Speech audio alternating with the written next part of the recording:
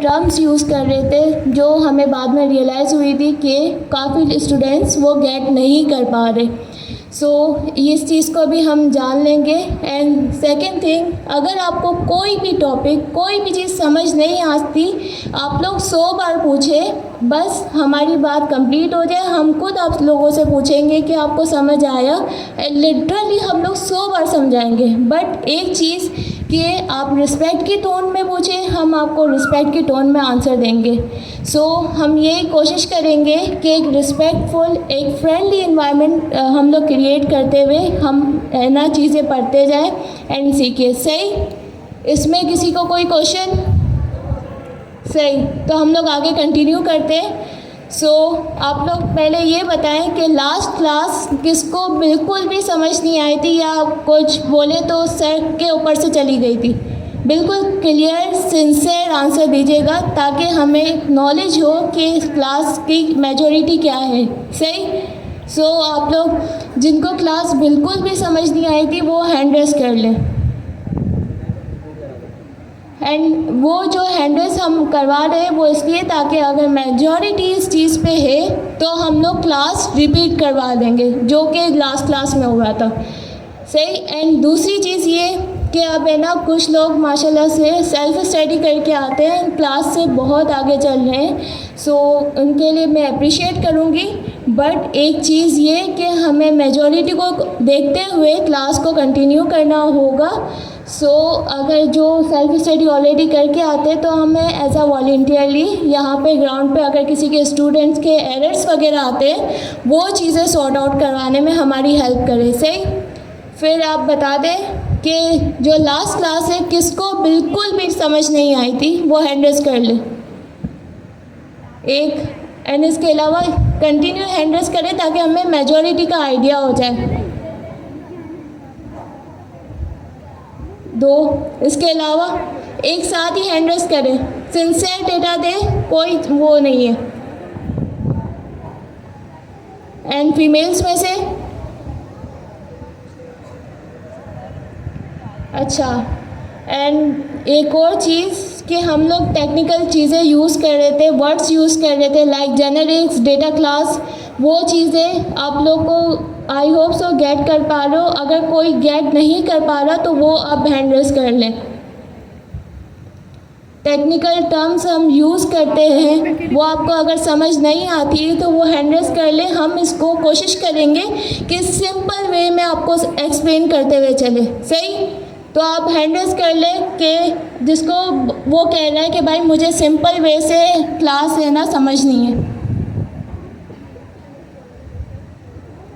सही? फीमेल्स में से सही, हमारे पास एटलीस्ट 40% हमारे पास डेटा है। तो हम लोग एक काम करते, अच्छा कौन बोले कि हम लास्ट क्लास एक्सप्लेन करते दोबारा बिल्कुल डिटेल से सिंपल वे से? हैंड रेस कर ले। सही, चले हम लोग लास्ट क्लास बहुत ही कोशिश करेंगे सिंपल वे से एक्सप्लेन करते हुए चले। सही? सो आप स्क्रीन शेयर करें।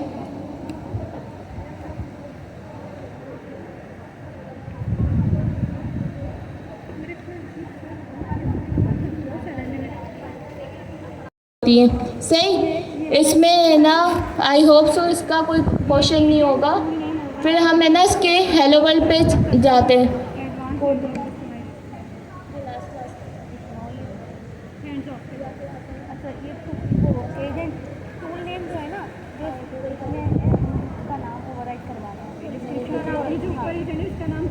चेंज करवा रहे, कस्टम एजेंट करवा रहे थे। ये हैंड ऑफ कर रहा है उसको, और उसके अंदर जाने के बाद हमने उसको एजेंट का नाम बदल दिया, हैंड ऑफ टूल। क्या हुआ क्लास में? हमने क्या चीज़ की थी? सबसे पहले तो आपको पता है हमें इंस्टॉलेशन करनी होगी। सिंपल हमने VS कोड के लिए क्या UV का प्रोजेक्ट बनाया, फिर हमने उसमें OpenAI एजेंट्स को UV ऐड OpenAI एजेंट्स करके इंस्टॉल कर लिया। ये चीज़ें आपको आई होप सो क्लियर होंगी। सही, फिर जो हमने जो सेकंड चीज़ की थी, एज वी नो कि हम क्या बना रहे हैं, AI ऐप्स में कि हम लोग है ना LLM कॉन्फ़िगर करते हैं। ये कॉन्सेप्ट आपका क्लियर होगा। I hope so. सही। LLMs हमारे इस केस में कितने हैं कैटेगरी? 2। एक तो आती है OpenAI API की, जो कि इसकी ऑफिशियली है, एंड दूसरी जो कैटेगरी आती है वो है थर्ड पार्टी LLM कैटेगरी। सही।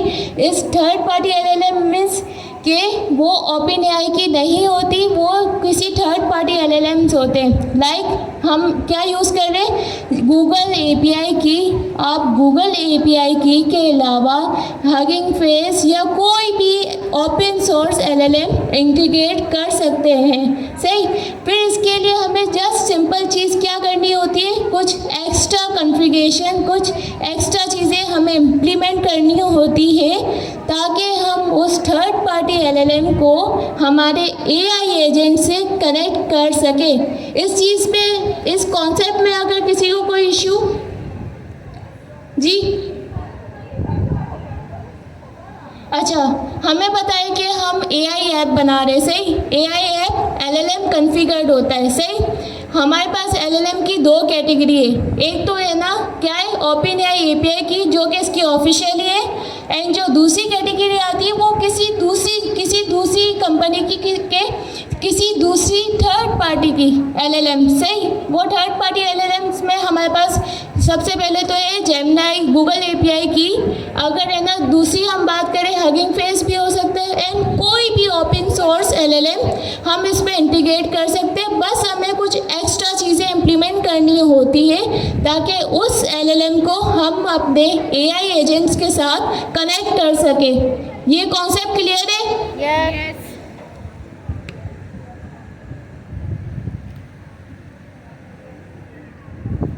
Oh my God.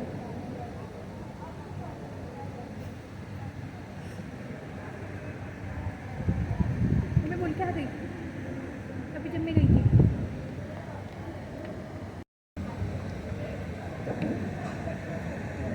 अब सर फंसी इसको VS कोड में इम्प्लीमेंट करें कि हम कैसे जेमिनी की API की VS कोड में हमारे UV के प्रोजेक्ट में सेट करते हैं।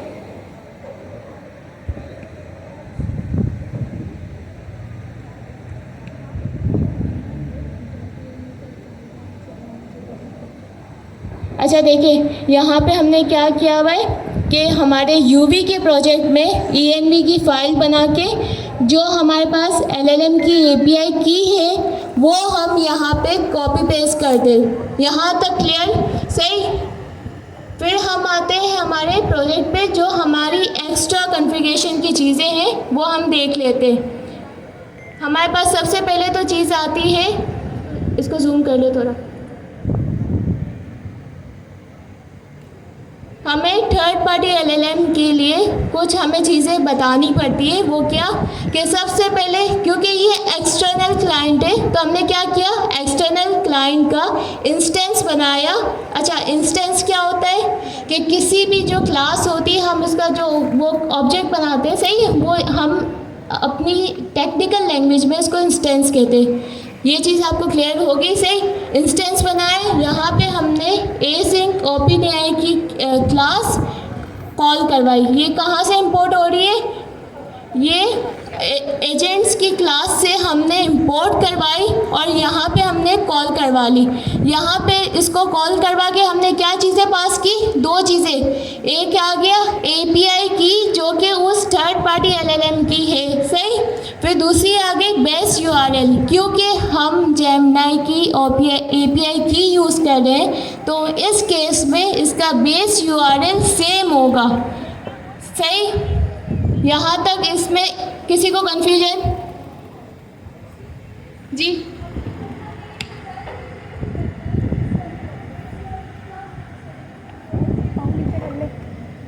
अच्छा देखिए, अगर आप OpenAI API की यूज़ करेंगे ना तो ये आपको एक्स्ट्रा चीज़ें करने की कोई ज़रूरत नहीं। ये जो पूरी की पूरी कॉन्फ़िगरेशन है ना, इसकी आपको कोई ज़रूरत नहीं होगी। आप डायरेक्ट है ना OpenAI की इन्वायरमेंट में सेट करें, देन आप है ना इजीली अपना AI एजेंट चला लें। उसकी है ना वो एक्स्ट्रा चीज़ों की कोई ज़रूरत नहीं है। सही। और किसी का कोई क्वेश्चन? सही, हम आते हैं, हमने क्या किया फिर मॉडल का इंस्टेंस बना, इसमें open AI chat completion model. अच्छा, ये चीज़ें हमने ये क्लास कहाँ से इंपोर्ट करवाई है, कोई बता सकता है?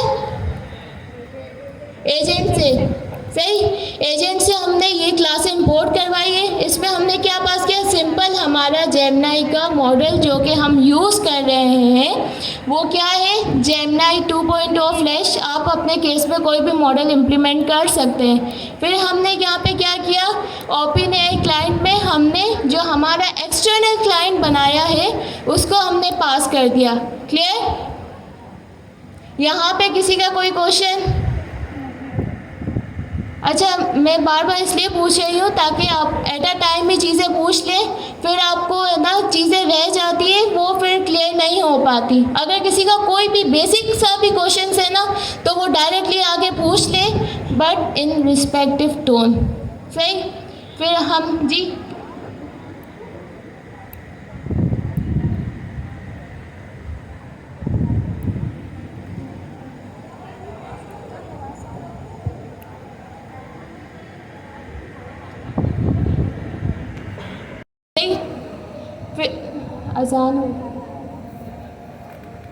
अजान थर्ड पार्टी एलएलएम है, उसकी कनेक्टिविटी देख रहे थे। उसके लिए हमने ना कुछ एक्स्ट्रा चीज़ें की थी। क्या क्या, एक्सटर्नल क्लाइंट में हमने एपीआई की जो कि थर्ड पार्टी एलएलएम की है वो पास की। देन हमने बेस यूआरएल, हमारे केस में हम जेमिनी की यूज़ कर रहे हैं तो बेस यूआरएल सेम होगा। सही, फिर हमने मॉडल का इंस्टेंस बनाया, उसमें हमने मॉडल जो हमारा है वो पास कर दिया। हमारे केस में जेमिनी 2.0 फ्लैश है।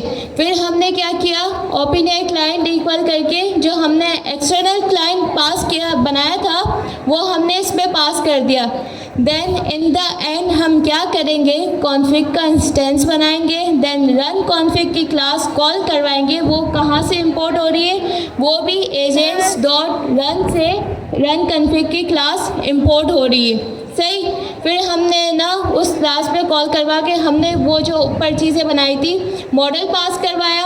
फिर हमने मॉडल प्रोवाइडर में एक्सटर्नल क्लाइंट जो हमने ऊपर बनाया था वो पास करवाया। फिर जो लास्ट में हमने चीज़ पास करवाई वो ये कि ट्रेसिंग को हमने डिसेबल कर दिया। अच्छा, ट्रेसिंग को डिसेबल के बारे में आप लोग के क्वेश्चंस होंगे कि हमने डिसेबल क्यों किया। सही, सिंपली इसका आंसर ये है कि अगर हम एआई एजेंट्स को रन कर रहे होते हैं तो ये बाय डिफ़ॉल्ट इसकी ट्रेसिंग ऑन होती है, क्योंकि हम किसी और पार्टी का, किसी और कंपनी का एलएलएम यूज़ कर रहे हैं तो हमने ना इसमें डिसेबल को ट्रू कर दिया। क्योंकि अगर ट्रू नहीं करेंगे, इसको डिसेबल नहीं करेंगे तो हमारा कोड चलेगा एंड कोड चलते चलते क्योंकि ट्रेसिंग अनेबल होती है बाय डिफ़ॉल्ट तो वो एरर थ्रो कर देगा। यहाँ तक हमने एक्स्ट्रा चीज़ें की थी। अच्छा, इस चीज़ में किसी को कोई कन्फ्यूजन? अच्छा, ये चीज़ सर फसी दोबारा रिवाइज करवाएंगे, देन हम लोग आगे चलते हैं। सही,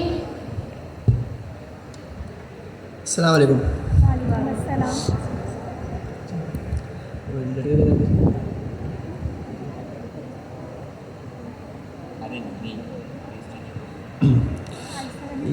हम क्या कर रहे हैं, हम एजेंट की होती है वो उन्हीं के प्लेटफॉर्म से मिलती है और उसके चार्जेस होते हैं। हम क्या कर रहे हैं, हम उसकी वो की यूज़ नहीं कर रहे, हम एक एक्सटर्नल चीज़ यूज़ कर रहे हैं। हम थर्ड पार्टी एलएलएम यूज़ कर रहे हैं। एलएलएम क्या होता है, एलएलएम आप ऐसे समझें, एलएलएम एक दिमाग है, ठीक है, एक दिमाग है जिसके पास सारे क्वेश्चंस के आंसर्स हैं। सही है, हम कुछ भी करते हैं हम क्या नाम है दिमाग के थ्रू करते हैं। अगर आपको ये बॉटल उठानी है तो आपका दिमाग ऑर्डर देगा हाथ को कि तुम ये बॉटल उठा लो। तो ऐसे ही एलएलएम्स बनाए हुए हैं अलग अलग ऑर्गेनाइजेशन ने, ओपन एआई का है, जेमिनी का है और भी है। तो हम यहाँ पर एसडीके जो फ्रेमवर्क है वो यूज़ करने जा रहे हैं ओपन एआई का, जिसका नाम है ओपन एआई एजेंट एसडीके। लेकिन जो हम ब्रेन यूज़ कर रहे हैं, जो हम एलएलएम यूज़ करेंगे वो हम किसका यूज़ करेंगे, जेमिनी का। हम जेमिनी का यूज़ इसलिए करेंगे क्योंकि उन्होंने अभी इसको फ्री ऑफ कॉस्ट रखा हुआ है, ठीक है, हमारे लिए फ्री है। हम बस एक क्लिक करते हैं, हमें एपीआई की मिल जाती है। ओपन एआई की जो अपनी एपीआई की होती है उसमें ऐसा नहीं होता, उसमें आपको ना चार्जेस देने पड़ेंगे। तो हम क्या कर रहे हैं, हमें ना जाहिर सी बात है एक फ्रेमवर्क है ओपन एआई का, ठीक है। तो अगर हमें थर्ड पार्टी LLM मतलब हमें कोई एक्सटर्नल चीज़ यूज़ करनी है तो उसके लिए हमें एक्स्ट्रा कोड भी लिखना पड़ेगा। अगर हम इसको ओपन एआई की से यूज़ स्टार्ट करते हैं और उसको चलाते हैं तो हमें इतनी सारी चीज़ें नहीं लिखनी पड़ती, सही है। हम डायरेक्ट एजेंट को कॉल करते हैं और एजेंट बना के रनर से हम काम क्या नाम है रिस्पॉन्स ले आते हैं। लेकिन हम अगर अभी जेमिनी यूज़ कर रहे हैं मतलब थर्ड पार्टी LLM, तो हमें क्या करना पड़ा है, हमें एक्स्ट्रा चीज़ें लिखनी पड़ी है, ठीक है, एक्स्ट्रा कोड लिखना पड़ा है। सबसे पहले हमने क्या करा, इस जेमिनी API की वेरिएबल में हमने जो हमारी की थी जो इन्वायरमेंट में सेट होगी वो हमने इस जेमिनी API की में स्टोर करा ली, ठीक है। इस वेरिएबल के अंदर एक की स्टोर है, ठीक है, और वो की किसी को मतलब किसी के सामने रिवील नहीं करनी होती, वो आप सीक्रेट रखते हैं। नेक्स्ट हमने क्या करा, यहाँ पे एक वैलिडेशन लगा ली सिंपल सी। अगर किसी वजह से कि इस वेरिएबल में नहीं आई, ठीक है, तो यहाँ पे एक एरर रेज हो जाएगा और आगे कोड नहीं चलेगा। फिर उसके बाद हमने एक क्लाइंट बनाया। अब ये क्लाइंट क्या चीज़ है, क्लाइंट बेसिकली हमारा सबसे मेन चीज़ जो LLM मतलब दिमाग तक जो रिक्वेस्ट लेके जाती है वो क्या है, क्लाइंट है, सही है। ये मॉडल भी नहीं है, मॉडल के अंदर क्लाइंट ही यूज़ हो रहा होता है जो LLM को रिक्वेस्ट भेजता है। तो क्लाइंट हमने बनाया और हमें एक्सटर्नल क्लाइंट बनाने की ज़रूरत पड़ी क्योंकि हम जेमिनी यूज़ कर रहे हैं, ओपन एआई यूज़ नहीं करें। अगर हम ओपन एआई यूज़ कर रहे होते ये सारी चीज़ें उन्होंने बैकएंड में बाय डिफ़ॉल्ट बना के रखी होती, सही है। तो हमने यहाँ पे क्या करा, एक्सटर्नल क्लाइंट बनाया। उसको बनाने का तरीका ये है कि उन्होंने क्लास दी है, क्लास का नाम है एसेंक ओपन एआई, ठीक है। उसमें दो रिक्वायर्ड क्या है पैरामीटर्स है, ये एट्रीब्यूट्स है, API की और बेस URL, सही है। तो हम जब भी इसको कॉल करेंगे इसमें ना API की और बेस URL दोनों देंगे, कोई एक छोड़ेंगे तो एरर आ जाएगा।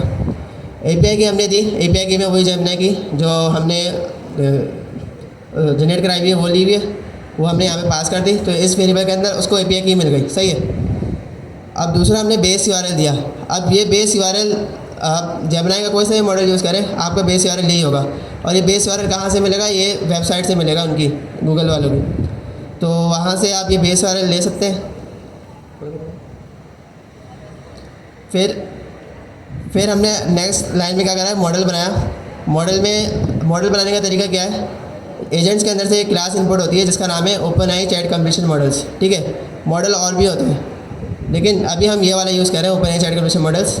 और ये जो मॉडल है ये किसी भी उसमें चल जाता है, मतलब इसमें हम जेमिनी भी यूज़ कर सकते हैं और बाकी वर्जन जैसे कि ओपन एआई के भी यूज़ कर सकते हैं और हगिंग फेस वगैरह कोई सी भी।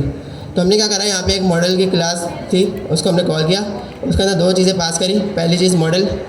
अब ये मॉडल क्या चीज़ है, ये मॉडल ये है जैसे कि वर्जन्स होते हैं ना, वैसे ही आप ये समझ लें कि LLM के भी वर्जन है।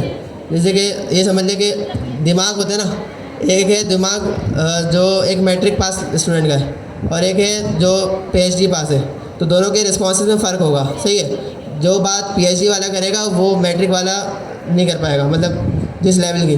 तो यहाँ पर भी जेमिनी ने जो LLMs है उसके अलग अलग मॉडल दिए हुए हैं, ठीक है। तो हम कौन सा यूज़ कर रहे हैं, हम जेमिनी 2.0 फ्लैश यूज़ कर रहे हैं। ऐसे और भी मॉडल्स हैं, 1.5 फ्लैश भी है, जेमिनी प्रो भी है और 2.5 भी है। तो हम अभी 2.0 फ्लैश यूज़ कर रहे हैं, ठीक है। हमने एक मॉडल सेलेक्ट कर लिया। दूसरी चीज़ हमने यहाँ पे जो ऊपर एक्सटर्नल क्लाइंट बनाया था उसको हमने यहाँ पे पास कर दिया। अब देखें हमें तीन चीज़ मिल गई जेमिनी से रिलेटेड। कौन कौन सी, API की भी आ गया, बेस URL भी आ गया और तीसरी चीज़ आ गई मॉडल, सही है। तो अब क्रेडेंशियल्स हो गए पूरे किसके, जेमिनी के। अब नेक्स्ट लाइन में हमने क्या बनाया, कॉन्फ़िग का एक ऑब्जेक्ट बनाया। इसको बनाने की ज़रूरत इसी पड़ी क्योंकि हमें पता है हम सब ने हेलो वर्ल्ड किया हुआ है यहाँ पे एजेंट SDK का। रनर क्लास के अंदर कॉन्फ़िगरेशन पास करनी होती है और वो जो कॉन्फ़िगरेशन होगी वो इस रन कॉन्फ़िग का इंस्टेंस ही होगी। इंस्टेंस क्या होता है, क्लास का जो ऑब्जेक्ट होता है ना उसको हम टेक्निकल वर्ड में इंस्टेंस कहते हैं, ठीक है। तो ये जो क्लास हमने कॉल करी रन कॉन्फ़िग की, उसमें हमने तीन चीज़ें पास करी। फिलहाल इसको हटा देते, कंट्रोल से ये क्या हुआ, कंट्रोल Z करा, हाँ। यहाँ पे हमने मॉडल इसमें ये जो मॉडल बनाया हमने, मैं इसको मैं हटा देता हूँ, डायरेक्ट किया हुआ मैंने, दोबारा खोल दो। वो मैं एक लाइन हटा रहा था, वो रह गया। एक मिनट रुकिए। एक्सटर्नल क्लाइंट में पास कर दिया तो यहाँ पे ज़रूरत नहीं है, पास कर सकते हैं। मतलब इससे हमें एक चीज़ पता चली कि रन कॉन्फ़िग के अंदर भी हम मॉडल प्रोवाइडर पास कर सकते हैं, सही है। तो मैं ये चीज़ हटा रहा था कि इसकी हमें ज़रूरत नहीं है, तो हम फिलहाल के लिए इसको हटा देते हैं। तो हमने क्या रन कॉन्फ़िग के क्लास को कॉल किया, ठीक है। उससे जो इसका इंस्टेंस होगा कॉन्फ़िग वेरिएबल में आ जाएगा।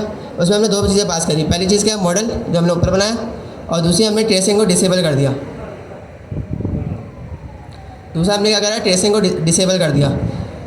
ट्रेसिंग बाय डिफ़ॉल्ट एसडीके में ट्रू वो होती है, इनेबल्ड होती है। और उसमें यही मसला होता है कि आपको हर थोड़ी देर में ना लॉग में आ रहा होगा कि भाई ट्रेसेबल आपके पास ओपन है कि सेट नहीं है। तो हम क्या करते हैं कि ट्रेसिंग को क्या नाम है इग्नोर कर रहे हैं, ऐसे करके वो लॉग आ रहे होते हैं। तो इसलिए हम क्या करते हैं, यहाँ पे ट्रेसिंग को ही डिसेबल कर देते हैं। तो हमने यहाँ पे ट्रेसिंग को डिसेबल कर दिया। ट्रेसिंग क्या है वो इंशाल्लाह हम नेक्स्ट क्लास में पढ़ेंगे डिटेल में कि ट्रेसिंग होती क्या है। तो इतना जो पार्ट था ना, ये सारा था एक्स्ट्रा पार्ट। मतलब ये जब भी हम जेमिनी से क्या नाम है हमारा अपना एसडीके को जोड़ेंगे तो हम हमेशा ये सारी चीज़ें करेंगे, सही है। ये एक्स्ट्रा पार्ट है। अभी तक हमारा एजेंट एसडीके का जो मेन कोड है ना, एजेंट और रनर, वो अभी स्टार्ट भी नहीं हुआ। अगर हम ओपन ए की यूज़ कर रहे होते तो हमें ये सब करने की ज़रूरत नहीं पड़ती।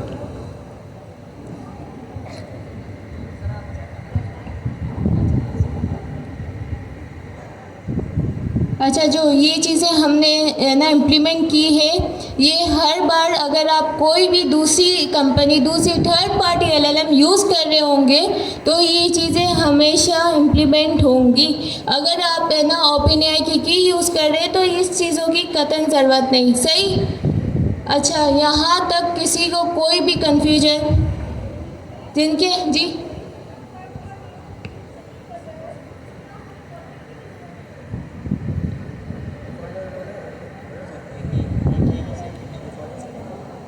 अच्छा, ये चीज़ें है ना डिफ़ॉल्ट में वो सेट होती है, सही। अगर आप कस्टमाइज़ करना चाहते हैं वो कर सकते हैं, बट ज़रूरी नहीं होता। ये पूरी चीज़ें जो हमने इम्प्लीमेंट की, एक्सटर्नल क्लाइंट बनाया, मॉडल इम्प्लीमेंट किया एंड कॉन्फ़िग करके हमने रन कॉन्फ़िग में चीज़ें पास की, ये चीज़ों की ज़रूरत नहीं होगी अगर आप ओपनएआई की यूज़ कर रहे होंगे। और किसी का कोई क्वेश्चन? अच्छा, देखिए है ना, हमें सिंपल हमारे जो थर्ड पार्टी एलएलएम है उसको हमारे एआई एजेंट से कनेक्ट करने के लिए कुछ चीज़ें चाहिए होती है, उसके कुछ क्रेडेंशियल्स हमें रिक्वायर्ड होते हैं। तो हमने ना सबसे पहले क्या किया, एक्सटर्नल क्लाइंट जो कि एसिंक ओपनएआई की क्लास का इंस्टेंस बनाया। ये क्लास कहाँ से इंपोर्ट हुई, वहाँ से एजेंट्स की जो हमारी मेन क्लास है वहाँ से हमने इंपोर्ट करवाई। फिर हमारे पास ये दो एट्रीब्यूट हमें रिक्वायर्ड थे, क्या क्या, एपीआई की एंड इसका बेस यूआरएल। अच्छा, बेस यूआरएल अगर आप जेमिनी की यूज़ कर रहे हैं तो उस केस में ये बेस यूआरएल सेम होगा।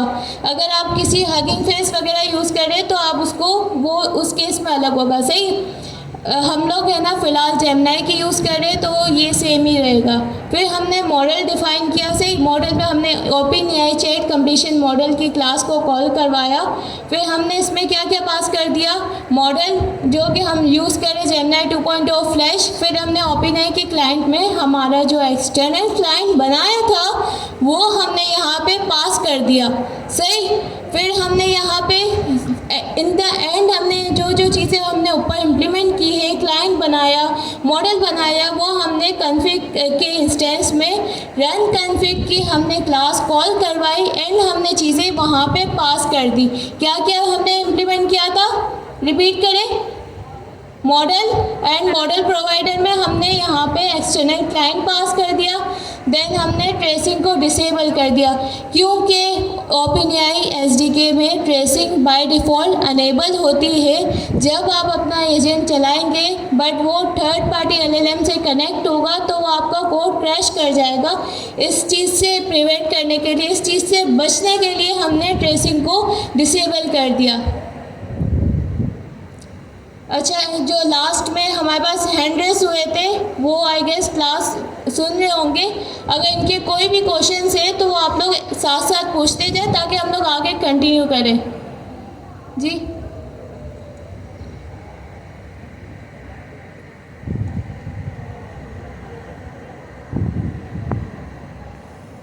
टेबल पे ला के रख देंगे एंड एक्सप्लेन करवाएंगे, तो काफ़ी स्टूडेंट्स को है ना वो फिर पैकेज की तरफ जाएंगे।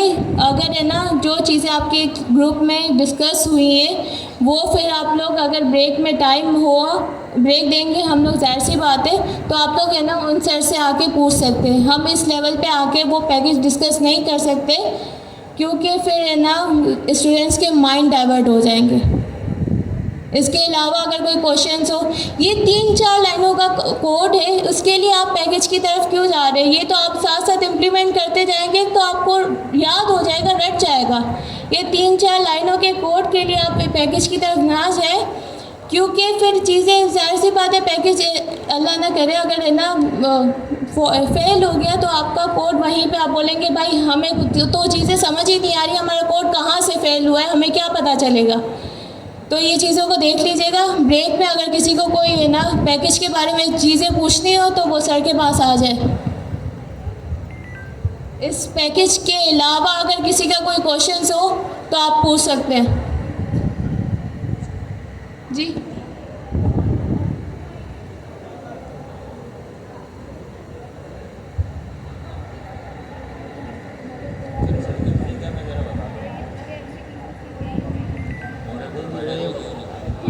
आप ये पूछ रहे हैं ना यहाँ पे एक्सटर्नल क्लाइंट था वो मैंने क्यों निकाला, वो देने की वजह से नीड नहीं है। यहाँ पर भी हम दे सकते हैं, लेकिन एक दफ़ा हम दे चुके तो आप उसके साथ चलाएं, उसके बगैर चलाएं, कोड वैसे ही चलेगा। अच्छा, बाकी रन कन्फिग का ये काम होता है कि रन कन्फिग के अंदर जो भी हम कॉन्फ़िगरेशन करते हैं, रन कन्फिग के अंदर हम जो भी कॉन्फ़िगरेशन करते हैं वो एक तरीके से ग्लोबल कॉन्फ़िगरेशन बन जाती है कि एक आपने इवन जब आपने एजेंट्स वगैरह बनाए होंगे तो एजेंट्स के अंदर आप मॉडल्स को पास कर रहे होंगे, तो अब 4-5 एजेंट्स के वो यूज़ करेगा, वो ओवरराइड कर देगा। इसी तरीके से रन कन्फिग के अंदर काफ़ी और भी चीज़ें होती हैं जो आगे हम टॉपिक्स पढ़ेंगे, तो वो एक तरीके से ग्लोबल बन जाता है। एक तरीके से आप कह लोगे प्राइम मिनिस्टर बन जाता है, वो सबको एक तरीके से प्रेसिडेंट हेड बन जाता है, उसकी बिल्ड चलती है। फिर बिहाइंड द सीन जो छोटे जगहों पे हमने जो सेटिंग्स वगैरह करे होते हैं तो वो ओवरराइड हो जाता है, सिर्फ रन कन्फिग वाला ही चल रहा होता है। तो रन कन्फिग का यही होता है कि वो एक तरीके से ग्लोबली करने के लिए होता है। अच्छा जी, 3-4 लाइनों का कोड है, अगर आप प्रैक्टिस करते जाएंगे, हैंड्स ऑन करते जाएंगे तो आपको इजीली याद हो जाएगा। सही, हम आगे कंटिन्यू करते हैं। इसके अगर किसी को कोई क्वेश्चन पूछना वो हैंड रेज कर ले। सही, फिर हम आगे कंटिन्यू करते हैं। आप है ना वो ऑफिशियली डॉक्यूमेंटेशन पे जाएं, एजेंट्स पे।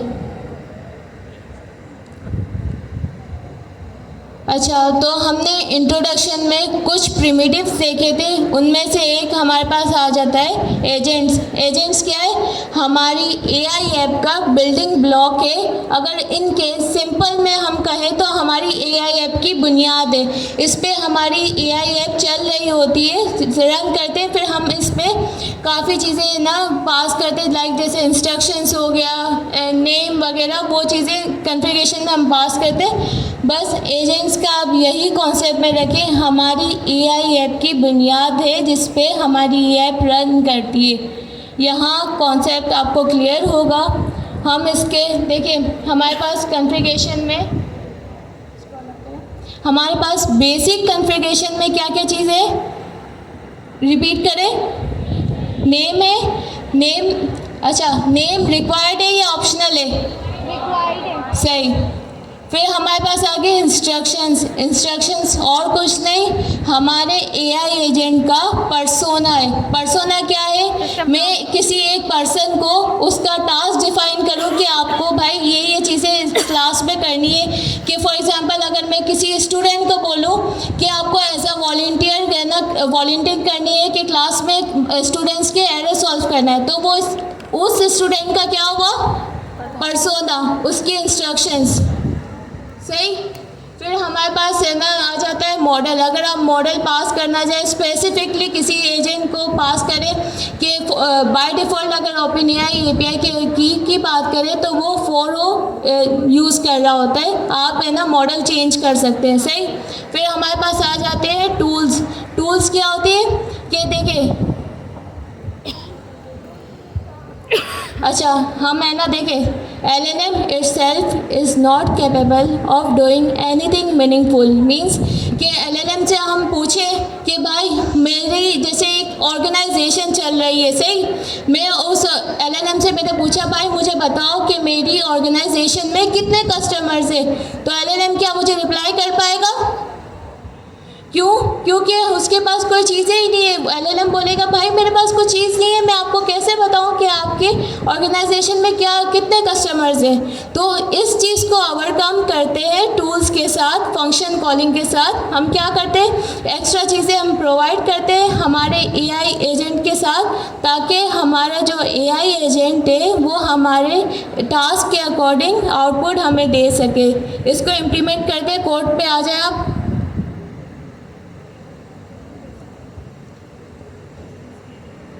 इसको VS कोड में कर लें।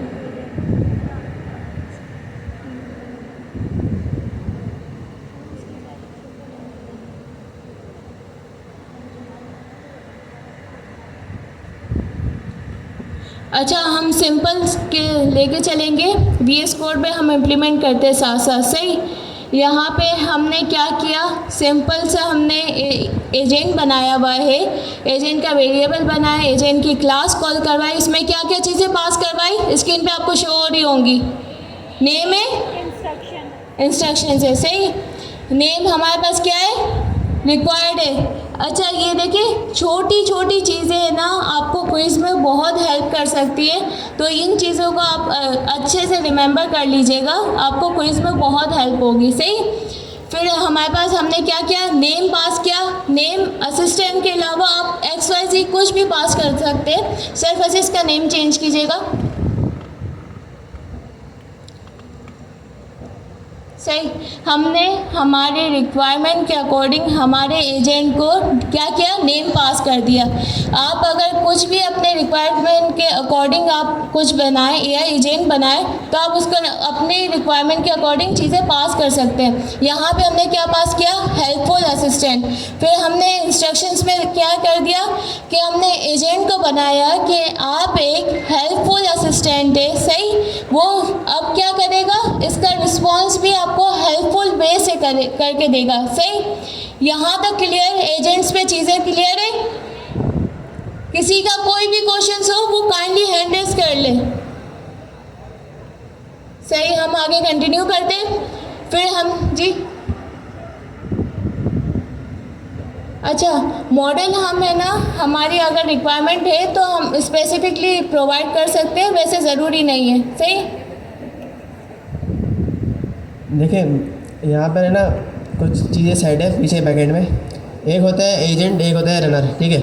अगर हम रनर के कॉन्फ़िग में जाएं तो इस कॉन्फ़िग में हमने बनाते वक्त यहाँ पे मॉडल दे दिया। सही है ना मॉडल। तो होगा ये कि ये जो हमारा एजेंट लूप चलेगा, ये जो मतलब आंसर आएगा पूरा, तो वो हमारा ये पर्टिकुलर मॉडल ही यूज़ करेगा। अगर हम इसको एजेंट में यूज़ करते हैं तब भी वही बात थी। लेकिन एक चीज़ याद रखेगा कि अगर एजेंट में मैंने जेमिनी 1.5 दिया है और मैंने रनर के अंदर जेमिनी 2.0 दिया है, तो कंसिडर फिर जेमिनी 2.0 ही करा जाएगा। जी जेमिनी 1.5 जो होगा, जो एजेंट वाला मॉडल होगा, वो कंसिडर नहीं किया जाएगा। इन शॉर्ट हम स्पेसिफिकली मॉडल डिफ़ाइन कर सकते हैं, वरना तो ये जो ग्लोबली जो इम्प्लीमेंट कर रहा होगा वही मॉडल यूज़ करेगा। और किसी का कोई क्वेश्चन एजेंट्स तक क्लियर है सबको, जिनके हैंड स्टार्ट में हुए थे? अगर किसी का कोई भी क्वेश्चन हो आप लोग पूछे, हम 100 टाइम रिपीट्स करेंगे, बट पूछे तो सही। हम यही एज्यूम करते हैं कि आपको चीज़ें क्लियर होंगी। हमने अब तक क्या बनाया, AI एजेंट बनाया, हमारा एजेंट बनाया, उसमें हमने क्या पास करवाया, नेम हम कुछ भी पास कर सकते हैं, इंस्ट्रक्शंस, उसका पर्सोना कि भाई AI एजेंट्स का टास्क क्या, हम टास्क क्लास डिफाइन करते हैं। अच्छा, इंस्ट्रक्शंस को हम है ना दूसरी लैंग्वेज में हम सिस्टम प्रॉम्प्ट भी कह सकते हैं एंड हम है ना डेवलपर मैसेज भी कह सकते हैं, सही। फिर यहाँ पे हमने इसका इंस्ट्रक्शंस पास की, फिर हमने यहाँ पे ये चीज़ें हमने एजेंट बना लिया, सही। अब एजेंट तो बना लिया, उसको रन करने के लिए भी तो हमें चीज़ें चाहिए होती है ना, सही। फिर हमने AI एजेंट बनाया, अब इसको रन करते, सही। हमने क्या किया, रिज़ल्ट का वेरिएबल बनाया, फिर हमने रन करने के लिए हमारे पास एक क्लास होती है, SDK ने हमें प्रोवाइड की है। कौन सी क्लास है, रनर की, सही। अच्छा, रनर की ना डॉक्यूमेंटेशन पे आ जाए।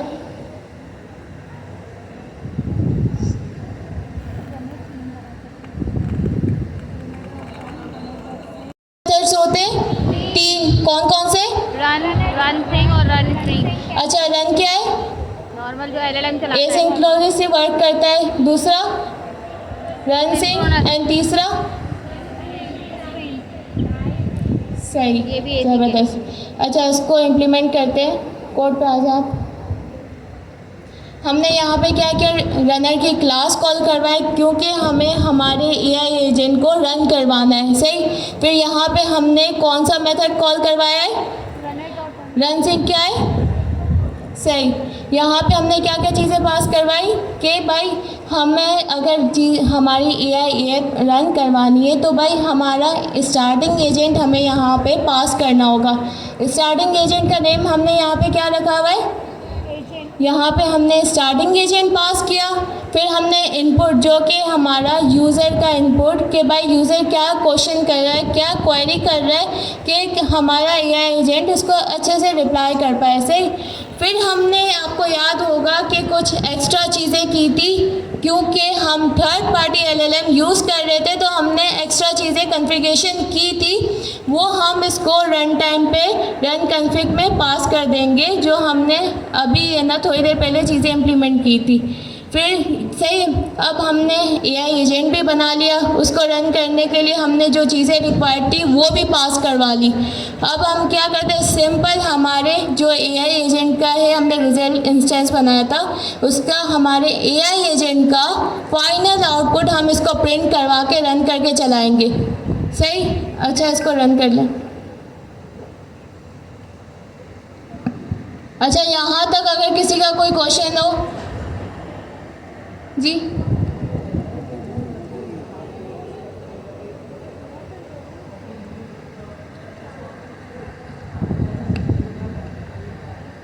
अच्छा, देखिए हम है ना स्टार्टिंग एजेंट, हम है ना मतलब इसका नेम दे दें कि ये हमारा स्टार्टिंग एजेंट है, ये ज़रूरी नहीं है, आप सिंपल है ना एजेंट भी पास कर सकते हैं जी। वो है ना इम्पॉर्टेंट है क्योंकि हमने एक्स्ट्रा चीज़ें है ना कॉन्फ़िगरेशन की होती है ना, तो वो है ना उसके साथ ही इम्प्लीमेंट होंगी, वो वरना एरर थ्रो करेगा। स्टार्टिंग एजेंट और इनपुट हमें ना उसके नेमिंग के साथ पास करना ज़रूरी नहीं है, अगर आप विदाउट नेमिंग भी पास करेंगे वो चल जाएगा, बट रन कॉन्फ़िग में हमें कॉन्फ़िगरेशन पास करना लाजमी ज़रूरी है उसके नेम के साथ। और किसी का कोई क्वेश्चन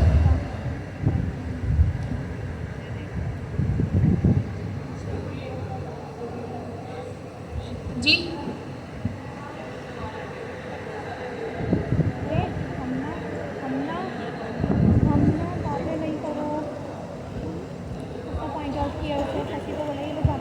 अच्छा,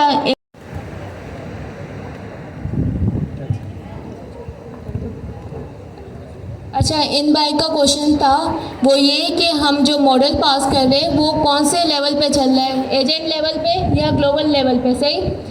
हम है ना देखिए ये जो agent level and global level की चीज़ें हैं वो सिर्फ हम अपने समझने के लिए करते हैं। अगर आप है ना इसकी ऑफिशियली डॉक्यूमेंटेशन पे देखेंगे ना वो आपको नहीं मेंशन होगी। इन हमारे केस में क्या है, हमने स्पेसिफिकली एजेंट को मॉडल पास नहीं किया हुआ, रन टाइम पे हमने वो मॉडल दिया हुआ है, तो वो है ना अच्छा, आप है ना मुझे ये बताएं कि आपको मुझसे किस टॉपिक से समझ नहीं आए या फिर दोबारा ग्लोबल लेवल। अच्छा, देखिए हम है ना क्या करते हैं कि हमारे पास दो ऑप्शन होते हैं, या तो हम अगर हमारी रिक्वायरमेंट होती है कि हम हमारे स्पेसिफिक एजेंट का मॉडल चेंज कर ले, उस पर मॉडल डिफ़ाइन कर ले, तो वो है ना जो हम मॉडल डिफ़ाइन करते हैं ना, वो हम है ना एजेंट लेवल पे हम बोलते हैं कि ये हमने एजेंट लेवल पे हमारा मॉडल डिफ़ाइन किया। अगर है ना हम मॉडल एजेंट किसी भी एजेंट को हम पास नहीं करेंगे, सिंपल हम रन टाइम पे रनर की क्लास कॉल करवाते हुए अगर मॉडल पास करेंगे तो वो होगा ग्लोबल लेवल पे हम है ना मॉडल पास करते हैं।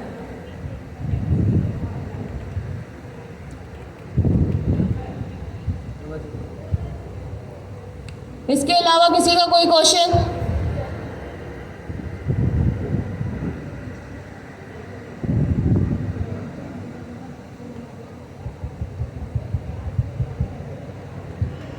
आज हम दो मेथड्स देख लेते हैं। हमने रन सिंक का देखा, अब हम रन का देखते हैं। तो सर कैसे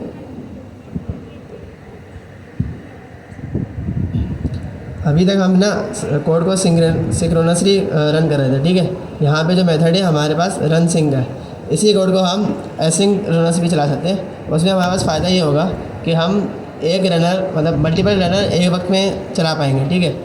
तो हम क्या करते हैं, हमें अब है ना रनर का कौन सा मेथड यूज़ करना है, ये वाला रन, और ये जो रन है ये कौन सा मेथड है, एसिंक्रोनस मेथड है, ठीक है।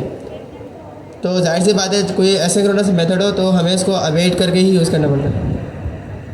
अच्छा, ये जो रन वाला मेथड है वो साथ साथ इम्प्लीमेंट करके बताएं, क्योंकि ये रन मेथड है ये एसिंक है, तो हमें इसको एसिंक के फंक्शन में डिफ़ाइन करना होगा। एसिंक तो आप लोग को पता है ना क्या होता है, पाइथन का कॉन्सेप्ट है, सही, टाइपस्क्रिप्ट में भी पढ़ा होगा, सही। हमने क्या किया, सिंपल एसिंक का फंक्शन बनाया, डेफ मेन, और उसको एजेंट को उसमें रख दिया, रन कॉन्फ़िगर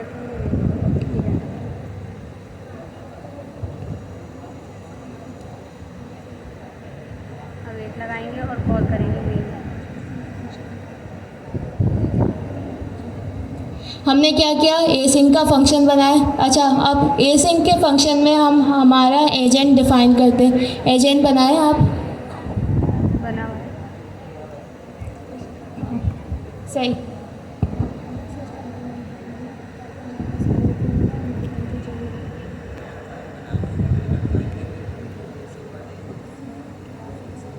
अच्छा चले, सही। हमने क्या किया, एसिंक का फंक्शन बनाया, इसमें हमने जो हमारा कुछ नहीं बस थोड़ी बहुत चेंजेस है, वो क्या है, हमारा जो एजेंट वो ऑलरेडी बना हुआ था, सही, उसको एसिंक के फंक्शन में डिफ़ाइन करने की नीड नहीं है। सिंपल जो हमें रिक्वायर्ड है कि वो चीज़ हमारी एसिंक के फंक्शन में होनी चाहिए, वो क्या है, रन टाइम पे जो हम हमारे एजेंट को चलाते हैं, रन करते हैं, वो चीज़ें हमारे एसिंक के फंक्शन में डिफ़ाइन होनी चाहिए। Is that clear? सही। अब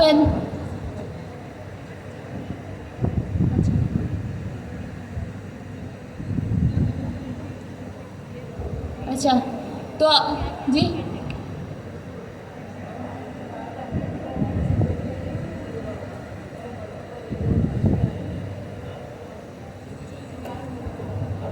अच्छा, इनकी ये बात थी कि मल्टीपल रनर चल सके, वो है ना जो मल्टीपल एजेंट्स हमारी एक साथ जो हम लोग इम्प्लीमेंट करते हैं ना, वो हैंड्स ऑफ का अलग टॉपिक है।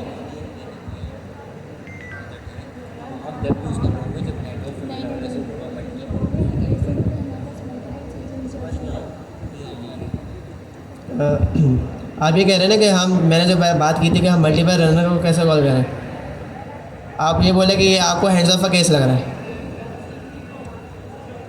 नहीं, रन सिंक में कोड ब्लॉक हो जाएगा।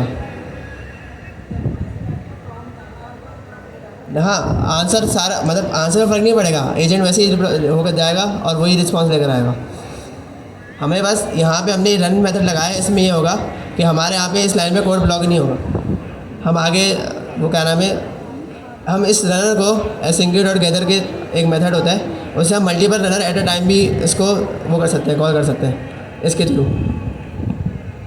अच्छा, आप ये कह रहे थे कि एसिंक पे और सिंक्रोनाइज में हम जब एजेंट चलाते हैं तो उसका डिफरेंस क्या है, ये कह रहे थे।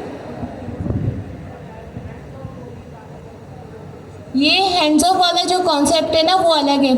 अच्छा देखिए, इसमें एसिंक पे हमारे पास क्या आता है कि हमने अपना पूरा है ना रनर हमने यहाँ पे मल्टीपल्स डिफाइन किए। सही, किसी एक अगर है ना एजेंट हमने यहाँ पे बनाया हुआ, उसके रनर में कुछ है ना टाइम लग गया कि फॉर एग्जांपल मैंने किसी को टास्क दिया कि आप है ना मुझे ये असाइनमेंट करके दें।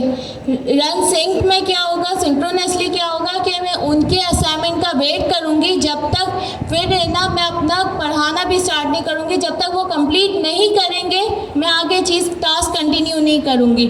एसिक में क्या है कि मैंने उनको हम असाइनमेंट पास किया कि आप मुझे ये असाइनमेंट करके दें, मैं यहाँ पे आके स्टेज पे पढ़ाना स्टार्ट हो गई, उन्होंने टास्क दिया, वो आके मुझे डायरेक्ट ना असाइन कर देंगे। और किसी का कोई क्वेश्चन? जी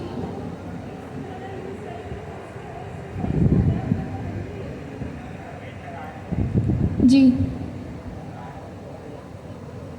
अच्छा, ये हमारे पास है ना कोड है, एसिंक का हमने फंक्शन बनाया हुआ है, इसमें हमारे रनर वगैरह हमने पास किया हुआ है। अच्छा ये बताएं कि हमने लास्ट क्लास में चीज़ें इम्प्लीमेंट भी की थी, तो ये क्या कोड चल जाएगा? कौन बोलता है कि चल जाएगा? मतलब पाइथन के कॉन्सेप्ट क्लियर है। अगर जो बोले नहीं चलेगा तो रीज़न अवेट नहीं लगा। एसिंक आया है ना, वो जुपिटर नोटबुक पे हमने लाइब्रेरी है वो एसिंक फंक्शन के लिए चलाते हैं। सही, अवेट वाला आंसर क्लियर वो है, करेक्ट है। हमने यहाँ पे क्या किया, अवेट का कीवर्ड लगाया, देन हम इसको हम रन करके देखते हैं। अच्छा, अब तो कोई इशू नहीं, या कोड में या चल जाएगा? नहीं चल, फंक्शन कॉल नहीं किया। कोड चल जाएगा या नहीं चलेगा? नहीं चलेगा जी। मैं शायद आप लोगों से पूछ रही हूँ, आप लोग का इनपुट मुझे मिलना बहुत ज़रूरी है। अगर किसी को समझ नहीं आता तब भी बताएं, अगर समझ आ गया है तो आप लोग क्वेश्चंस का आंसर दें। सही, यहाँ पे मैं ये पूछ रही हूँ कि ये कोड चल जाएगा या नहीं चलेगा? नहीं चलेगा नहीं चलेगा सर। मैम कॉल करवाएं मेन नहीं चलेगा। सही, नहीं चलेगा वाले तादाद ज़्यादा है। अच्छा, क्यों नहीं चलेगा मैं किसी से पूछूंगी इंडिविजुअली। अच्छा, जो है ना ब्लू कैप, आपके भी जो ब्लू कैप वाले सर है उनके बराबर में, नहीं आपके बराबर में ब्लैक वाले, क्यों नहीं चलेगा? ये हमारा एसिंक का हमने फंक्शन बनाया है, इसमें हमने बताया है कि कोड हमने लिखा हुआ है। अच्छा, हमने पूछा कोड चलेगा नहीं चलेगा, इन्होंने जवाब दिया नहीं चलेगा। मेरा क्वेश्चन ये है कि ये क्यों नहीं चलेगा?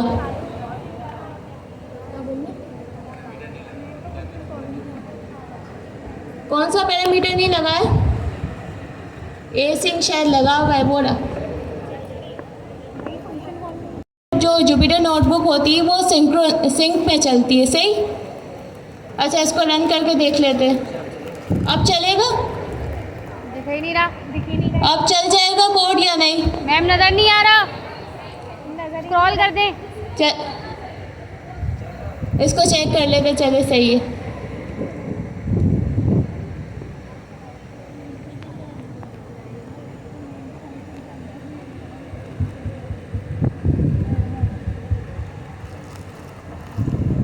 क्यों नहीं चला? मेन में कॉल करेंगे। देखें ये क्या कह रहा है, कोरोडीन फंक्शन जो मेन नाम बता दिया इसने, मेन नाम का एक कोरोडीन फंक्शन है, वो उसको हमने अवेट नहीं कराया। सही है। अब यहाँ पे रनर भी हमें पता था, रनर डॉट रन एक कोरोडीन फंक्शन था। कोरोडीन फंक्शन मतलब एसिंक्रोनस फंक्शन, यहाँ तो हमने अवेट करा दिया।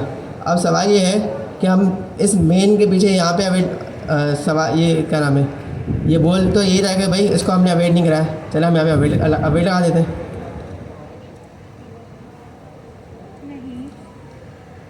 ये आ रहा क्यों आ रहा है? If name name equals to main. हम जब भी अवेट कीवर्ड यूज़ करते हैं वो हम एसिंक्रोनस एनवायरनमेंट के अंदर करते हैं, ठीक है। जैसे कि यहाँ पे एसिंक्रोनस फंक्शन था, इसके अंदर अवेट यूज़ कर रहा हूँ तो कोई एरर नहीं आ रहा, लेकिन ये मैंने डायरेक्ट कोड की बॉडी में किया, ठीक है, फाइल में डायरेक्ट। तो हमें पता है कि हमारा बाय डिफ़ॉल्ट एनवायरनमेंट क्या सेट हुआ होता है, सिंक्रोनस। तो इसलिए इसको चलाने के लिए पाइथन ने एक लाइब्रेरी बनाई है जिसका नाम है एसिंक्यो।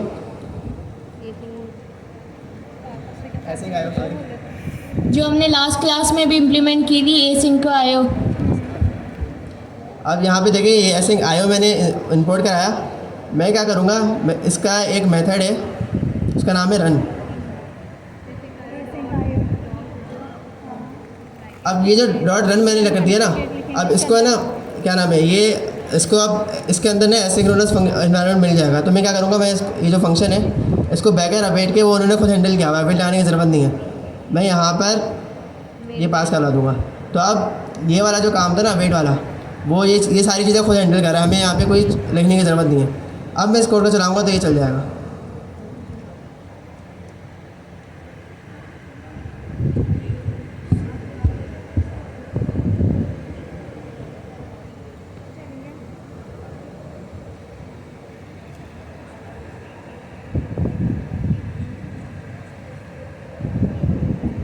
अच्छा, तो देखा हमारे पास कोड चल गया। यहाँ तक के कॉन्सेप्ट में किसी को कोई इशू? क्लियर? सही। हम आगे कंटिन्यू करते हैं।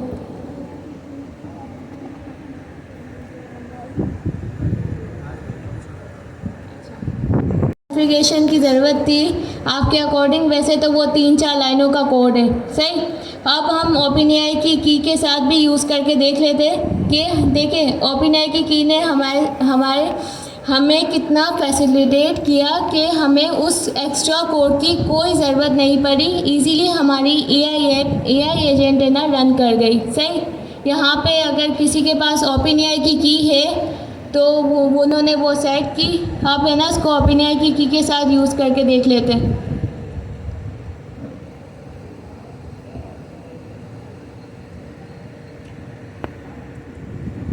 यहाँ फिर से हम अपना एजेंट बनाएंगे, उसमें नेम पास करेंगे, उसके इंस्ट्रक्शंस पास करेंगे। नेम हमें पता है कि रिक्वायर्ड है, इंस्ट्रक्शंस हमें पता है कि उस एजेंट का पर्सोना है, सही। फिर हम है ना यहाँ पे इसको हमारे एजेंट को रन करवाने के लिए इसको हम इम्प्लीमेंट करेंगे। रनर की क्लास कॉल करवाई हमने, रन सिंक का मेथड कॉल करवाया। हमने क्या क्या पास कर दिया, जो हमारा स्टार्टिंग एजेंट था वो पास किया। फिर हमने इनपुट में हमारा जो यूज़र का इनपुट है वो हमने पास किया। अच्छा, मेरा एक क्वेश्चन है, क्या हमें रन कॉन्फ़िग की अब ज़रूरत पड़ेगी? क्यों नहीं? क्योंकि इम्प्लीमेंट हुआ है उसमें पहले। सही, क्योंकि हम ओपनएआई की यूज़ कर रहे हैं, इसमें बाय डिफ़ॉल्ट चीज़ें ऑलरेडी सेट होती है, तो ये कोड अब चल जाएगा। यस। इसको रन करके देख लेते हैं।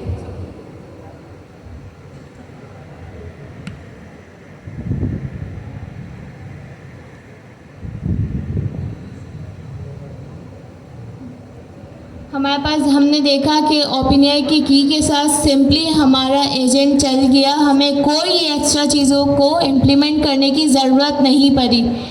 यहाँ तक क्लियर है? Yes ma'am. यहाँ पे बाय डिफ़ॉल्ट हमारे पास 4 रो सेट होता है, अगर ऑफिशियली डॉक्यूमेंटेशन पे देख लेते हैं।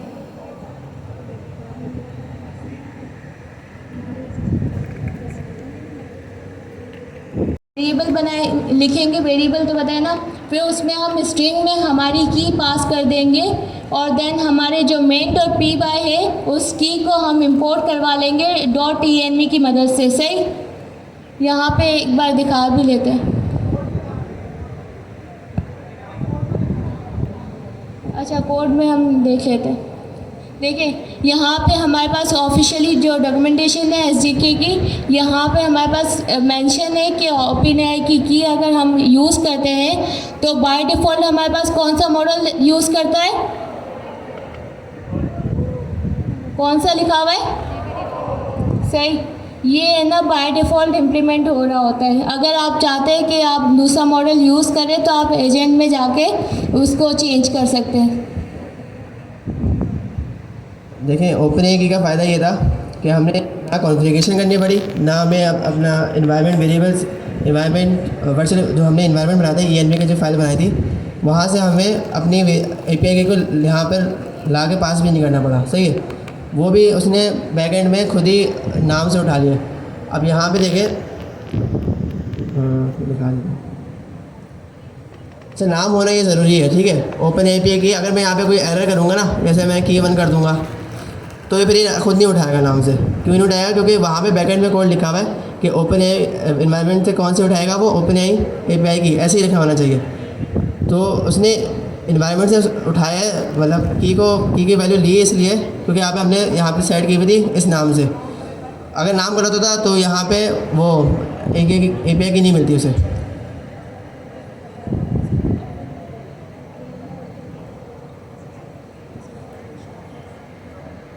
क्या बोले?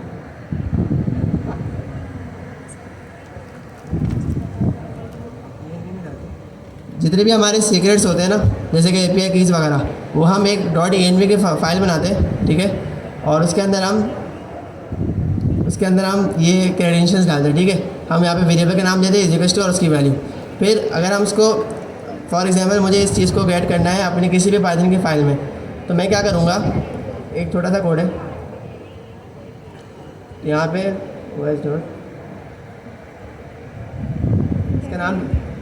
इसका नाम लिख दूंगा तो होगा क्या, ये जो फंक्शन होगा, ये मुझे ना वो उस एनवायरनमेंट में से इस की को निकाल के मुझे हमें रिटर्न करा देगा। तो मैं यहाँ पे अगर कोई भी वेरिएबल यहाँ पे बनाऊँ तो इसके अंदर उसकी वैल्यू आ जाएगी।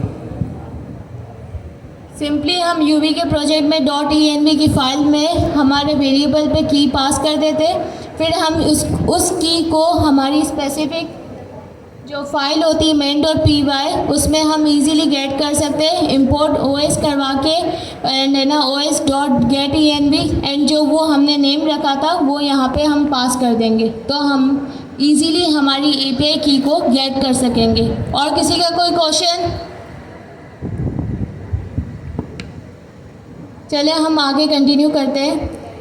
अब तक हम सिंपली हमें क्या करते थे, LLM को हम है ना कनेक्ट करवाते थे हमारे AI एजेंट से, एंड उससे हमें आंसर मिल जाता था। अब देखिए LLM तो आपको पता है इटसेल्फ कोई भी है ना चीज़ मीनिंगफुल नहीं कर सकता, तो हम है ना कुछ एक्स्ट्रा चीज़ें हम इसको पास करते हैं जिसको हम टूल्स कहते हैं, वो हम LLM को पास करते हैं, देन वो हम हमारे यूज़र के इनपुट के अकॉर्डिंग हमें आंसर दे देता है, जस्ट वो टूल यूज़ करके, एंड जो LLM हमें इजीली आंसर दे देता है। सही, ऑफिशियली डॉक्यूमेंटेशन पे आ जाए। अच्छा, आप अगर ऑफिशियली डॉक्यूमेंटेशन पे आएंगे तो सिंपल हमारे पास टूल्स पे ना चीज़ें मेंशन की हुई है, टूल करके। सही, टूल्स सिंपली क्या होता है, हम LLM को एक्स्ट्रा चीज़ डिफाइन करते, पास करते,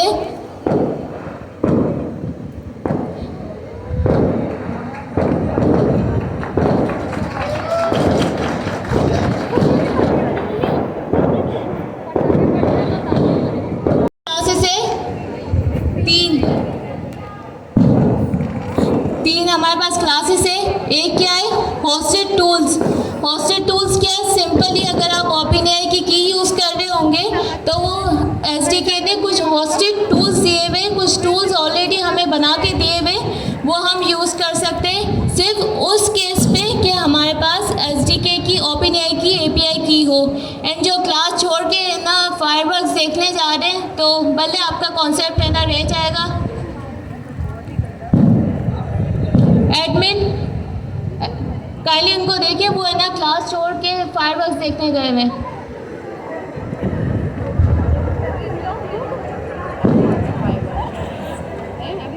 तो करते हैं उनकी मर्जी भाई, उनके कॉन्सेप्ट है, उनको एडमिन देख लेंगे। सही, हमारे पास तीन है ना क्लासेस है। एक क्या है, होस्टेड टूल्स। क्योंकि होस्टेड टूल्स क्या है, सिंपली है ना SDK ने हमें कुछ टूल्स बना के दे दिए, वो सिर्फ हम उस केस में यूज़ कर सकते हैं अगर हमारे पास OpenAI की होगी। अदरवाइज हम यूज़ नहीं कर सकते। सही। दूसरी जो चीज़ हमारे पास आती है फंक्शन कॉलिंग, जिसको हम टूल कॉलिंग कहते हैं। फंक्शन कॉलिंग क्या है? सिंपली हम पाइथन का अगर फंक्शन बना देते हैं, फिर हम इसको हमारे एआई एजेंट में पास कर देते हैं। सही। तीसरी कैटेगरी हमारे पास क्या है?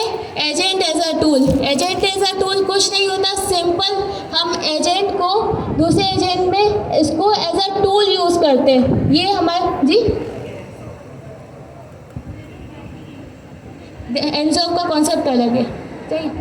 इसको हम है ना एज अ टूल यूज़ करते हैं कि हमारे पास दो एजेंट है, एक लीड है और एक है उसका एम्प्लॉयड। सही। अब उस लीड एजेंट में हम उसके एम्प्लॉयड एजेंट को पास कर देते हैं एंड वो अगर यूज़र की क्वेरी के अकॉर्डिंग वो यूज़ कर लेता है। अच्छा, hands off and agent as a tool में डिफरेंस है, वो हम आगे देख लेंगे और डिटेल से। अभी आप लोग को जस्ट है ना सिंपली रिमेंबर रखें, हमारे पास टूल्स में 3 कैटेगरी है, 3 क्लासेस है। कौन कौन सी? Hosted tool, function calling, agent. Hosted tools क्या है? अच्छा, यहाँ से पहले पूछूंगी, अगर हॉस्टेड टूल्स मेरे पास जेमिनी की होगी तो क्या हम यूज़ कर सकेंगे? अच्छा, दूसरी हमारे पास है फंक्शन कॉलिंग। इस साइड से बताएं कि फंक्शन कॉलिंग क्या है।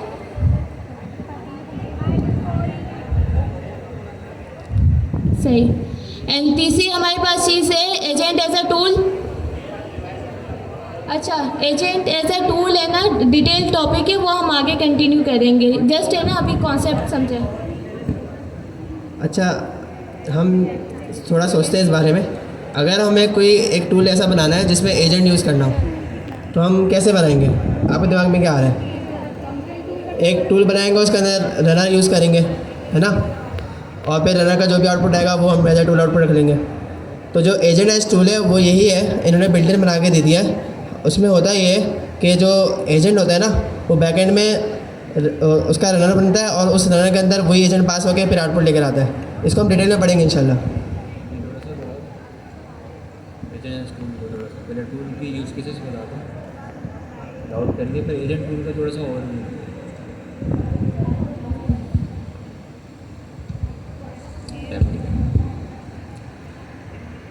अच्छा। तो यहाँ पे सबसे पहले तो ये क्वेश्चन होना चाहिए कि हमें टूल को यूज़ करने की ज़रूरत ही क्यों पड़ी। तो शायद आपको याद हो, मैंने लास्ट टाइम भी आपको बताया था, और जिस तरीके से अभी हमारे फसी भाई ने बताया कि LLM क्या होता है, वो एक तरीके से ब्रेन होता है। तो LLM का ये है पाकिस्तान की या कराची की, तो उसको वो बोलेगा कि भाई मैं एक टाइम पे एक तरीके से ट्रेन हुआ हूँ, मेरे पास अभी का डेटा नहीं है। तो फिर हम क्या करते हैं, हम टूल्स वगैरह बनाते हैं, और टूल्स के अंदर फिर एक तो अब हमारे पास 3 टाइप के टूल्स हैं। नंबर 1 ये है कि हम अपना कस्टम टूल बनाते हैं, जिससे ये होता है कि हम फैचिंग डेटा कर रहे होते हैं। अब डेटा में ये भी ये हो सकता है कि भाई हम अपना एक तरीके से डेटाबेस से कोई डेटा को फैच कराएं और उसमें से कुछ फ़िल्टर करके अपने एजेंट्स के अंदर, उसके वर्क फ्लो के अंदर हम यूज़ कर सकते हैं। और दूसरा ये है कि इसका बिल्ट इन वगैरह आता है, उसमें काफ़ी टूल्स वगैरह होते हैं जो एक तरीके से ओपन एआई रेस्पॉन्सेस मॉडल के उसके अंदर होता है। और उसके लिए क्या है कि भाई हमारे पास एक तरीके से ओपन एआई के की का होना ज़रूरी है। तो तब जाके हम ये जो जितने सारे टूल्स हैं, वेब सर्च टूल हो गया, फाइल सर्च टूल हो गया, कंप्यूटर टूल हो गया, ये जितने भी सारे टूल्स हैं, ये हम जब यूज़ कर सकते हैं जब हमारे पास एक तरीके से ओपन राउटर का की हो, मतलब ओपन एआई का की हो। और उसके बाद जाके तीसरा आता है एजेंट एज टूल। तो एजेंट एज टूल से पहले हमने लास्ट टाइम पढ़ा था एंड ऑफ के बारे में।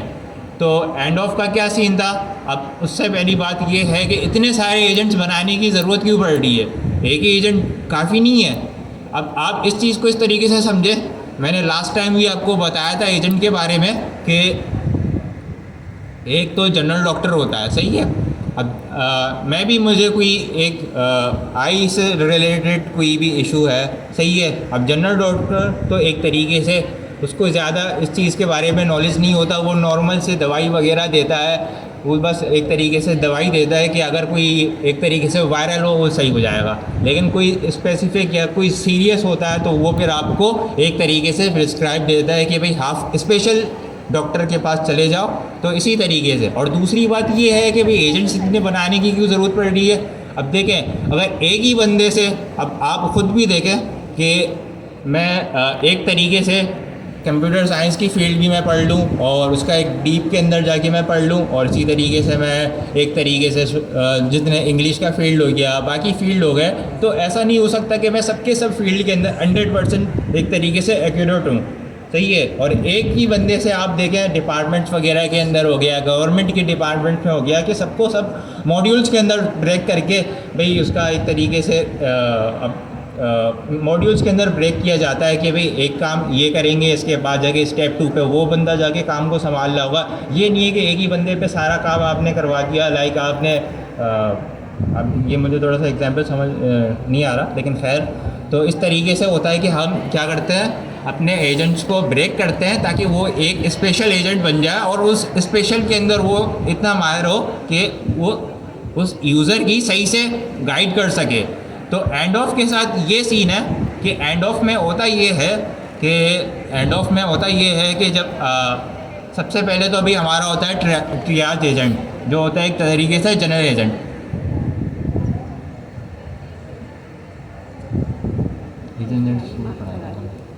उसका ओवरव्यू भी।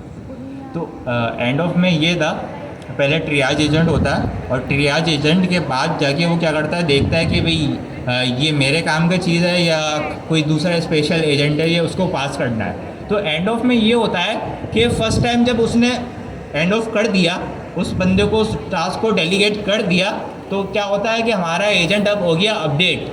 सही है। पहले जो जनरल एजेंट था, अब वो जनरल एजेंट हो गया अपडेट। अब उसके बाद जाके जितना भी सारा काम होगा वो एंड ऑफ वाला एजेंट कर रहा होगा।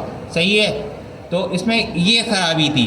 तो इसका एक तरीके से हल इस तरीके से भी हम देखा जा सकता है,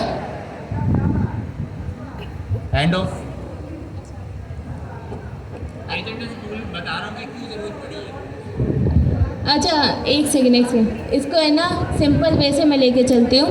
देखिए, हम है ना क्या, इन्होंने माशाल्लाह बहुत ज़बरदस्त तरीके से एक्सप्लेन किया था। जाहिर सी बात है वो हाई लेवल स्टार्ट थोड़ा आप गेट नहीं कर पाए। खैर, हम टूल्स पढ़ रहे थे। टूल्स में हमने कितनी क्लासेस देखी? 3। एक तो आगे हॉस्टेड टूल। हॉस्टेड टूल्स क्या है? सिंपल एसडीके हमें कुछ टूल्स बिल्ट इन प्रोवाइड करता है, बट आप उस केस में यूज़ कर सकते हैं अगर आपके पास एपीआई की होगी। हम इसको साथ साथ अभी देख लेते हैं। सही। दूसरी कैटेगरी हमारे पास क्या आ गई? कौन सी कैटेगरी है? फंक्शन कॉलिंग, जो कि हम टूल कॉलिंग बोलते हैं। सिंपल हम पाइथन का फंक्शन बनाते हैं एंड उसको हम एज ए टूल हमारे एआई एजेंट में पास कर देते हैं। वो उसको यूज़ करते हुए हमें आंसर कर देता है। 2 कैटेगरी हो गई। तीसरी हमारे पास आ गई एजेंट एज ए टूल। अच्छा, हम क्या कर रहे थे? फंक्शन टूल में हम फंक्शन बना के उसको टूल एज अ पास कर देते थे। अब जो एजेंट एज अ टूल है, हम एजेंट को ही किसी दूसरे एजेंट में एज अ टूल पास कर देते हैं। सिंपल इसका कॉन्सेप्ट ये है और कुछ नहीं। सही? क्लियर? अच्छा, कोई क्वेश्चन है जी?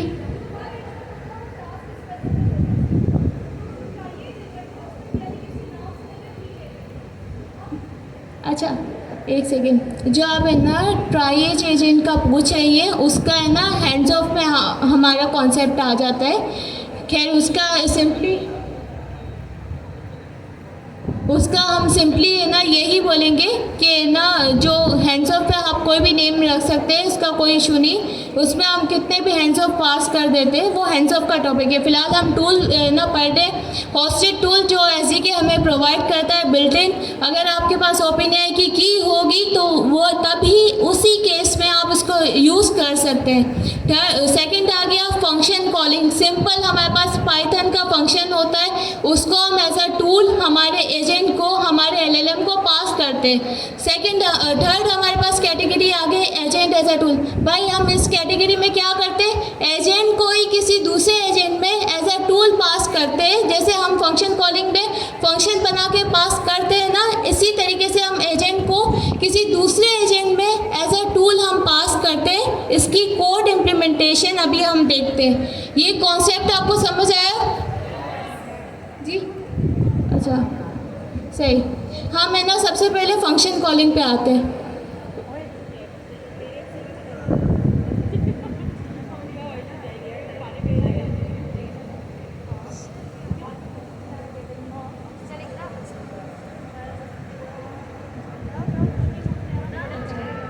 जो टूल कॉलिंग है, और तीसरी हमारे पास एजेंट एज ए टूल। सबसे पहले हम आते हैं फंक्शन कॉलिंग पे। अच्छा, फंक्शन कॉलिंग क्या है? ये है ना, फ़िलहाल इसको डेकोरेटर को आप है ना कमेंट कर दें। इसको हम है ना VS कोड में इम्प्लीमेंट करते हैं सबसे पहले, ताकि आपको अच्छे से ज़्यादा समझ आ जाए। सही, हमने यहाँ पे देखिए ये क्या है, वेदर का हमने क्या बनाया, सिंपल सा पाइथन का फंक्शन। इसमें किसी को कोई वो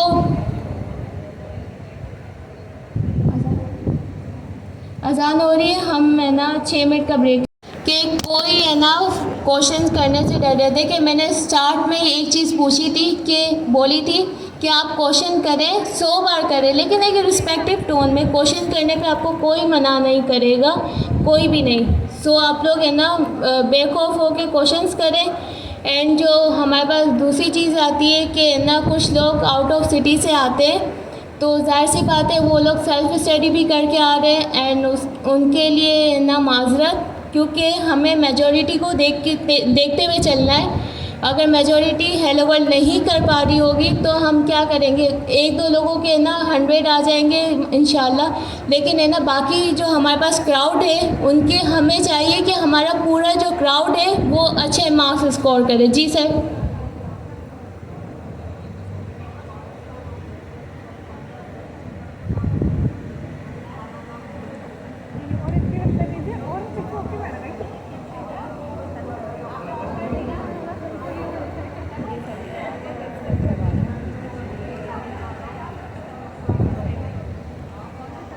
हम माजरत को आए हैं क्योंकि है ना हमें स्टूडेंट्स को है ना उस स्टूडेंट्स के लेवल को देखते हुए चलना है, तो इसलिए हमारे पास काफ़ी कैटेगरी थी जो आपने खुद ने देखा होगा कि वो है ना LLM पे ही है ना अटकी हुई थी। अब उनको छोड़ के हम कैसे आगे जा सकते हैं?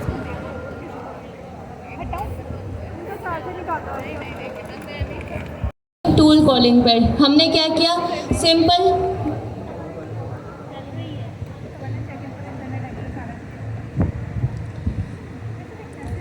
अभी हम टूल पढ़ने जा रहे हैं, बेसिक से स्टार्ट करेंगे और इंशाल्लाह टाइम रहा तो एडवांस तक जाएंगे इसी टॉपिक पे। तो हमने इस टॉपिक को पहले भी डिस्कस किया क्लासेस में कि टूल कॉलिंग होती क्या है, और आज की क्लास में भी मिस ने डिस्कस किया था कि भाई टूल की ज़रूरत क्यों पड़ती है और टूल कॉलिंग है क्या। सही है, टूल कॉलिंग आप हमारे पास क्या है, हमारे पास LLM है। LLM क्या है, मैंने क्लास के स्टार्ट में बताया था, एक दिमाग है। अब दिमाग के पास क्या है, इन्फॉर्मेशन है, लेकिन दिमाग खुद से वो मेरे हाथ को ऑर्डर देगा और मेरा हाथ इस मोबाइल को उठाएगा। तो ऐसे ही LLM से हमें कोई काम करवाना हो, ठीक है, या फिर कोई पर्सनल डेटा हमारा हो जो LLM को नहीं पता और उसके हमें किसी भी तरह से कोई इम्प्लीमेंटेशन वाला कुछ भी करनी हो, तो हम टूल यूज़ करते हैं। ठीक है, टूल नाम से पता चल रहा है क्या है, एक औजार होता है, जैसे कि हाथ मेरा औजार है। जब भी मुझे नीड पड़ेगी इस मोबाइल को उठाने की तो LLM ऑर्डर देगा हाथ को और हाथ मेरा मोबाइल उठाएगा। ऐसे ही पाइथन में भी बहुत सारी चीज़ें ऐसी होती है, बहुत जगह पे आपको यूज़ केस ऐसा आएगा कि आपको ना कुछ टास्क परफॉर्म कराने पड़ेंगे और वो डिसाइड कौन करेगा, वो LLM डिसाइड करेगा। इसलिए हम टूल बनाते हैं। अब जब टूल बनाते हैं ना, उसमें कुछ चीज़ें होती हैं। LLM जैसे कि LLM को है ना कुछ एक पर्टिकुलर फॉर्मेट में ही समझ आता है। सही है, इस टॉपिक में थोड़ी देर बाद आऊँगा, उससे पहले हम बिल्कुल बेसिक कॉन्सेप्ट समझ लेते हैं कि हमने टूल क्या है। आसान लफ्ज़ों में पाइथन का एक फंक्शन है। सही है, हमने यहाँ पे एक फंक्शन बनाया लाइन नंबर 5 में, जिसका नाम क्या था, वेदर। सही है, ये एक फंक्शन है जिसमें एक ही पैरामीटर है लोकेशन नाम से, और इसकी टाइप स्ट्रिंग होगी और ये रिटर्न भी एक स्ट्रिंग करेगा।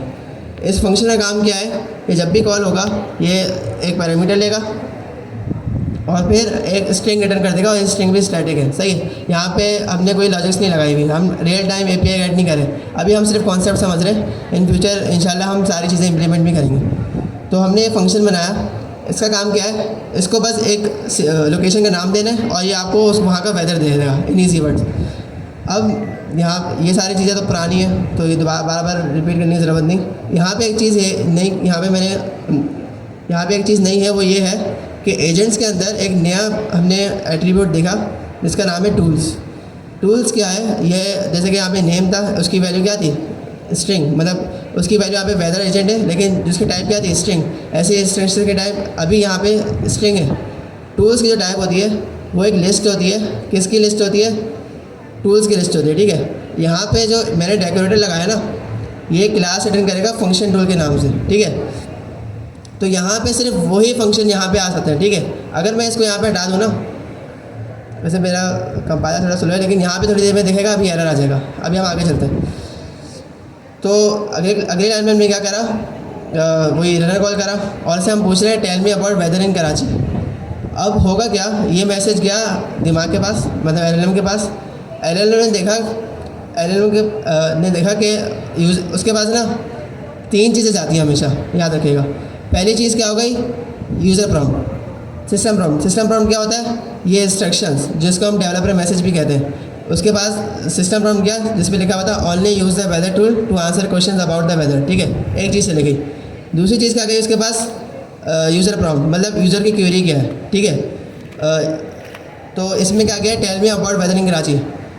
और तीसरी चीज़ क्या गई, तीसरी चीज़ आप अभी आसान लफ्ज़ों में ये समझ लें कि ये जो टूल हमने बनाया ना, इसकी पूरी डिटेल्स गई होंगी। इसके कितने पैरामीटर्स हैं, क्या क्या रिक्वायर्ड है, और इस टूल को उसका नाम क्या है। तो ये तीनों चीज़ें गई।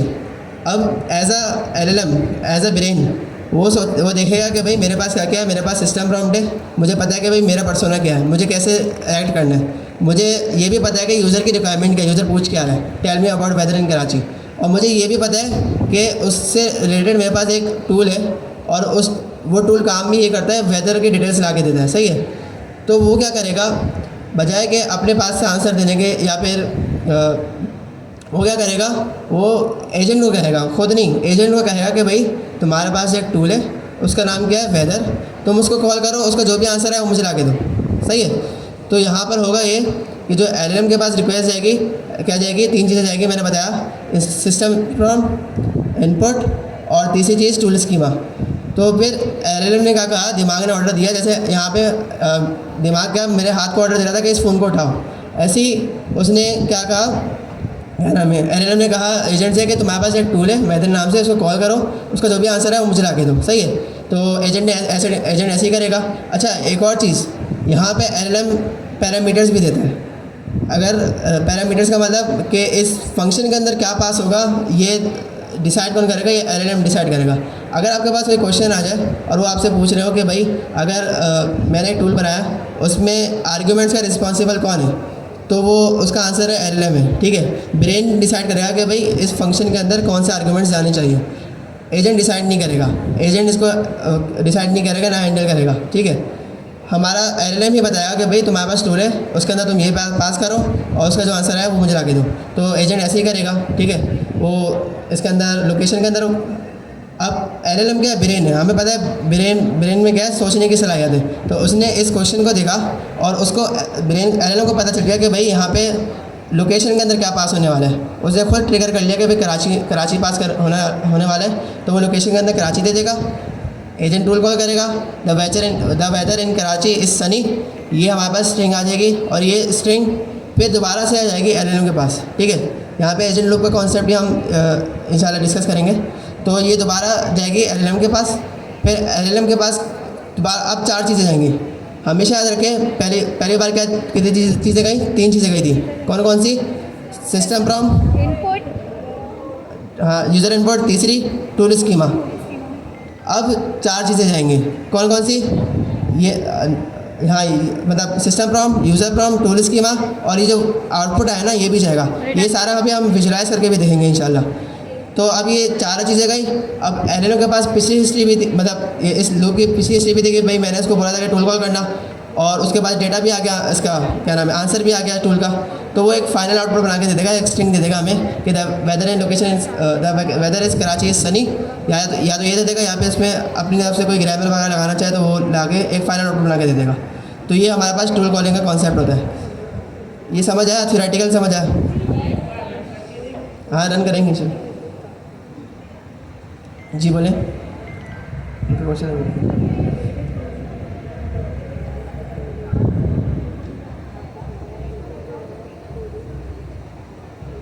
जी, डॉग स्ट्रिंग भी अभी हम यहाँ पे लगाएंगे। डॉग स्ट्रिंग में डिस्क्रिप्शन आती है ना, वो भी जाती है। अभी यहाँ पे डॉग स्ट्रिंग हमने नहीं लगाई हुई, इसका मतलब नन डिस्क्रिप्शन में नन जा रहा होगा। जी, फर्स्ट वो टूल स्कीमा, देखिए tool schema, user prompt, system prompt हर टर्न में जाते हैं। मिस रिपीट करेंगे। अच्छा, तो हम फंक्शन कॉलिंग पढ़ रहे थे। हमने क्या किया, सिंपल सा पाइथन का फंक्शन बनाया। इसमें क्या बनाया, वेदर फंक्शन का नेम क्या रखा, वेदर। सही है, वो क्या रिटर्न करवा रहा है कि ना जो भी वेदर है स्पेसिफिक लोकेशन में, वो आपको है ना उसका मैसेज रिटर्न करवा रहा है। और पैरामीटर क्या है, लोकेशन, वो उसकी टाइप क्या है, स्ट्रिंग। सही, ये हमारा जस्ट अभी सिंपल सा पाइथन का फंक्शन है। सही, अब हमने क्या करवाया कि अगर हाँ एक चीज़ और, ये क्या था, सिंपल सा पाइथन का फंक्शन था और हम एलएलएम जी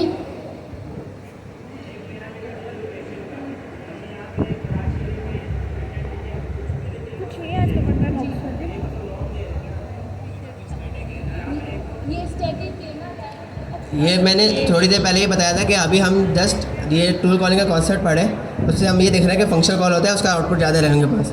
यहाँ पे हम इन फ्यूचर हो सकता है आप कोई वो बनाए, हाँ API की यहाँ पे यूज़ करें, तो वहाँ पे आप लाइव डेटा ला रहे होंगे लोकेशन के बिहाफ पे। तो अभी तो हम सिर्फ स्ट्रिंग रिटर्न करके देख रहे हैं। हम बस ये देखना चाह रहे हैं कि टूल कॉलिंग परफॉर्म कैसे हो रही है। वो बेशक गलत है, वो अभी गलत है, इन फ्यूचर सही होगा। ये हम जस्ट स्टैटिक वे में देख रहे हैं। अगर आपको रियल वर्ल्ड में इम्प्लीमेंट करना है ना, तो आप सिंपल से क्या करें, वेदर की API आप है ना वो गेट करें एंड यहाँ पे फंक्शन में सेट वगैरह करके पास कर दें, तो वो आपको डायनेमिकली डेटा दे देगा। सही, अच्छा, तो यहाँ पे हमने क्या देखा, सिंपल सा पाइथन का फंक्शन बनाया। सही, अब तक बगैर डेकोरेटर के ये फंक्शन सिर्फ सिंपल सा पाइथन का फंक्शन है, जो कि एक ना टूल फंक्शन कॉलिंग है। अब हम इसको क्या करेंगे, इसके top of the functional tool का डेकोरेटर पास कर देंगे। अच्छा, ये फंक्शनल टूल का डेकोरेटर क्या करता है, कोई बताएगा?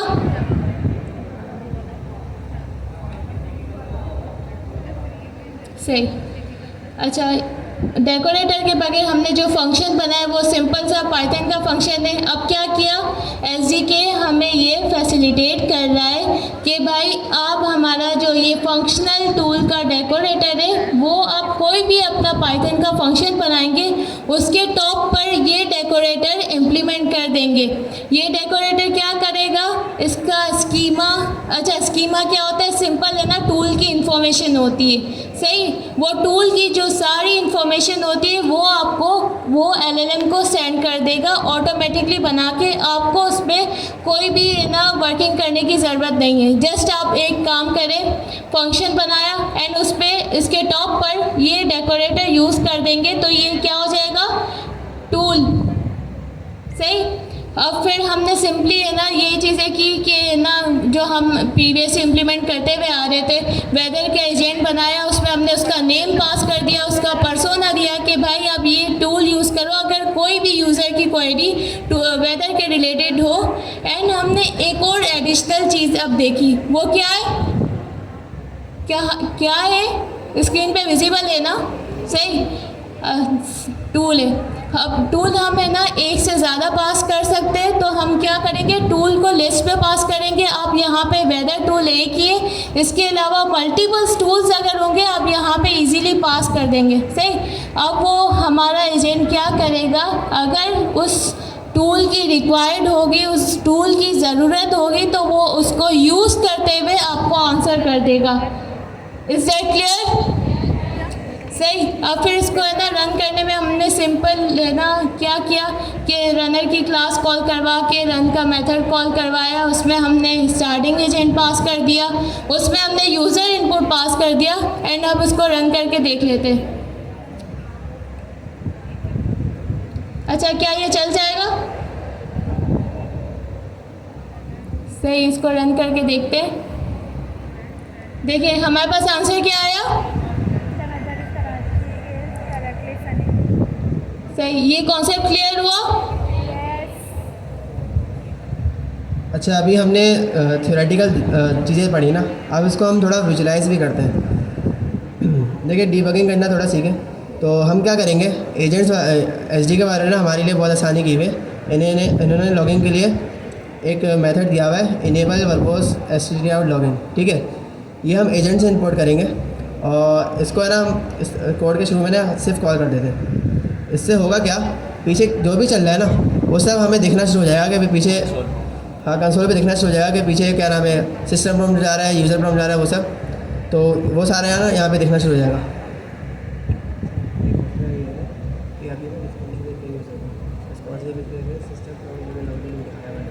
यहाँ पे कॉन्फ़िगरेशन का वो इसको हम ना जेमिनी से करते हैं, क्योंकि आप लोग जेमिनी से करेंगे ना,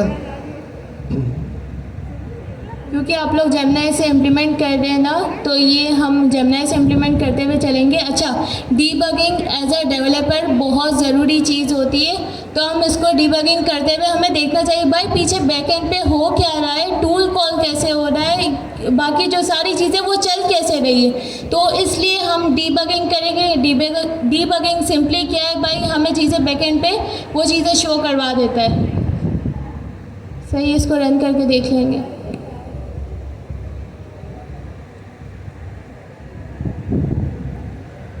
उन्होंने लिखा क्या है वो ढूंढ कर लें,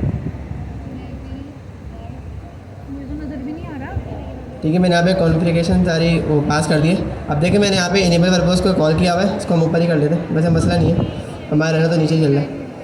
इसको मैंने कॉल कर दिया। अब होगा ये कि पीछे जो भी चीज़ें चल रही होंगी ना वो सारी हमें दिखनी शुरू हो जाएगी। तो मैं दिखा देता हूँ, इसको लेते हैं।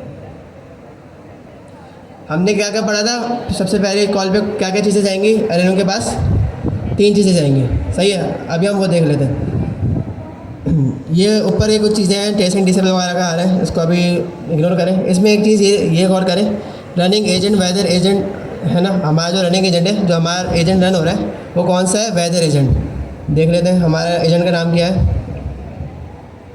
हमारे एजेंट का नाम वेदर एजेंट है, तो उसने बता दिया कि भाई अभी जो रन हो रहा है वो हमारा कौन सा एजेंट है, वेदर एजेंट है। सही है, सही। और उसके बाद ट्रेंड नंबर 1, ट्रेंड भी बता रही है, ये एजेंट लूप का कॉन्सेप्ट है।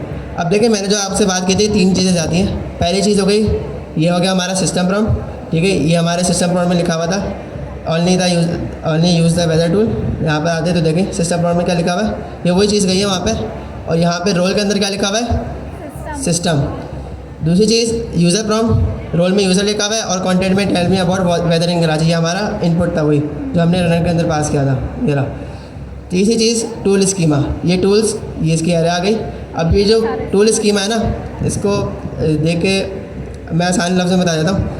यहाँ पे इन्होंने टूल स्कीमा बनाया हुआ है।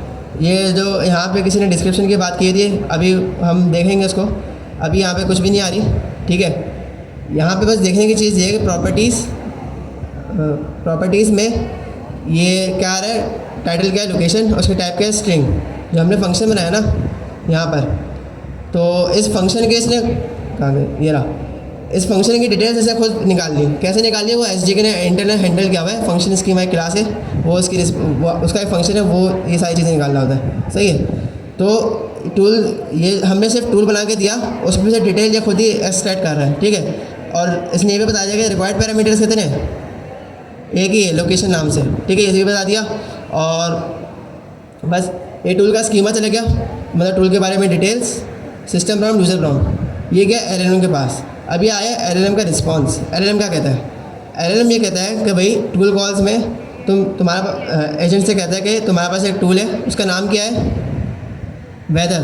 देख रहे थे हमारे टूल का नाम क्या था, वेदर नाम है, सही है।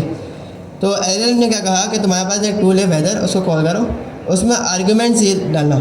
आर्ग्यूमेंट्स क्या दिए इसने, लोकेशन में की वैल्यू क्या है, कराची। अब देखिए, मैंने आपसे कहा था कि एलएलएम खुद बताया कि आर्ग्यूमेंट्स क्या होने चाहिए, ठीक है। एजेंट इसका रिस्पॉन्सिबल नहीं है, एजेंट बस कॉल करेगा। तो ये एलएलएम के पास रिक्वेस्ट गई थी, एलएलएम ने ये रिस्पॉन्स किया कि भाई तुम ये टूल कॉल करो, और इसके टूल का नाम ये है, और टूल के आर्ग्यूमेंट्स ये है, सही है। वैसे इस जगह पे भी बहुत सारे क्वेश्चंस बनते हैं, अभी मैं थोड़ी देर में डिस्कस करूँगा आपसे। अब यहाँ पे देखें, ये टूल ने क्या बोला, एजेंट ने क्या बोला कि invoking tool weather with input. उसने कहा कि भाई वेदर नाम का टूल है, मैं उसको इन्वोक करने जा रहा हूँ और उसमें मैं ये पास करूँगा, ठीक है। लोकेशन एक पैरामीटर होगा, उसके अंदर मैं कराची पास करूँगा। फिर उसके आर्गूमेंट्स बता दिए और फिर ये बताया कि टूल कॉल हो गया इस जगह पे। फिर क्या हुआ कि टूल जो वेदर नाम का टूल था उसने एक चीज़ रिटर्न करी। क्या रिटर्न करा? The weather in Karachi is sunny. अगर हम यहाँ कोड पे आके देखें तो the weather is Karachi is sunny, तो ये टूल ने रिटर्न करा, सही है।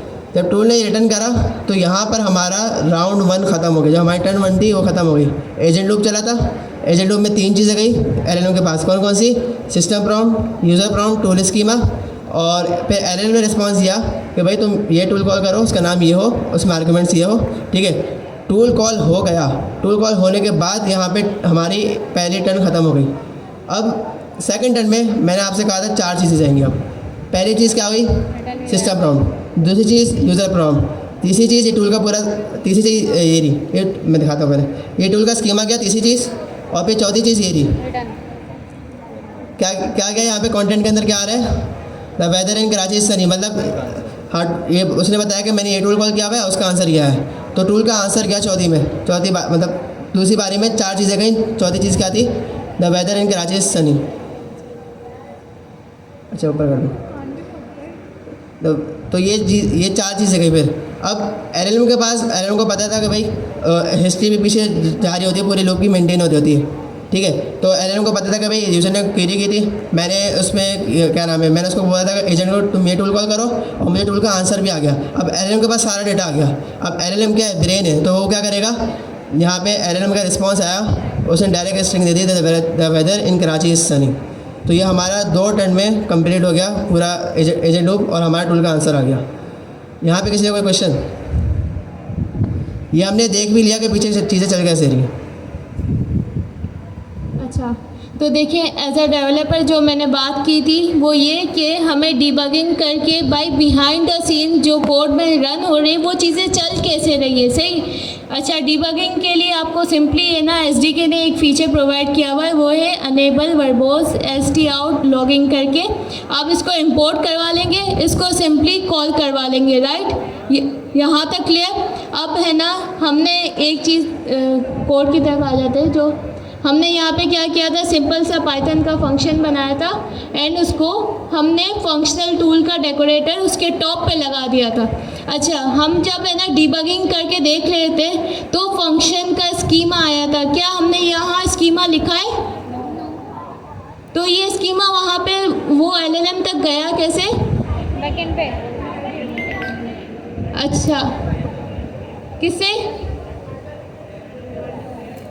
सही, फंक्शनल टूल का डेकोरेटर भाई आपको ऑटोमेटिकली जो स्कीमा है वो जनरेट करके एलएलएम को दे देगा, सही। हमें इस चीज़ करने की कोई ज़रूरत नहीं। फिर हमने डिबगिंग में काफ़ी जो चीज़ें, वही कोड हमने इम्प्लीमेंट किया सिंपल सा। एंड जो हमने डिबगिंग में चीज़ें देखी, क्या है फंक्शन का स्कीमा है, हमें आउटपुट मिल कैसे रहा है, हम अगर क्वेरी कर रहे हैं तो वो चीज़ें जा कैसे रही है। जस्ट फॉर द कॉन्सेप्ट आप अगर चाहें तो उसको डिबगिंग करके देख लें। अगर मैं रिकमेंड यही करूँगी कि डिबगिंग करके चीज़ें एक्सप्लोर करने की कोशिश किया करें, क्योंकि ये चीज़ें ना क्विज़ वगैरह में हो सकता है कि आपको काम आ जाए, सही। अच्छा, तो यहाँ तक किसी का कोई क्वेश्चन? हम बहुत ही बेसिक लेवल से ना कंटिन्यू कर रहे हैं। अगर किसी का कुछ, जी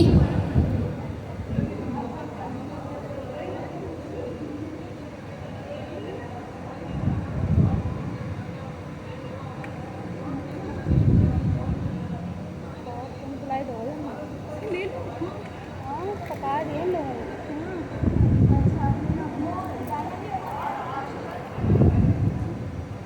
अच्छा, आप है ना डायनेमिक डेटा का पूछें कि अगर हम है ना लोकेशन चेंज करेंगे तो हमारे पास एक ही आंसर आएगा, एक ये पूछे ना, सही।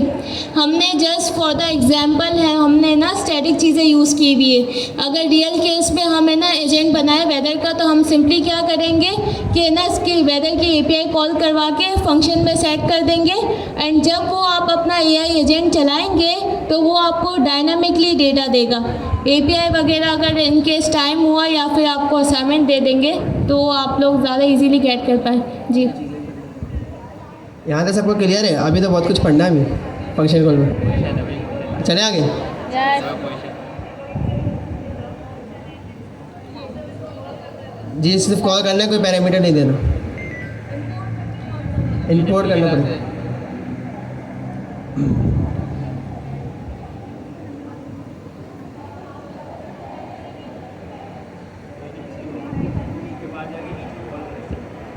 अच्छा, जो हमारे पास टूल्स के कॉन्सेप्ट थे 3 थे, होस्टेड टूल, फंक्शन कॉलिंग और एजेंट एज अ टूल। उसमें से हमने फंक्शन कॉलिंग है ना क्लियर कर लिया।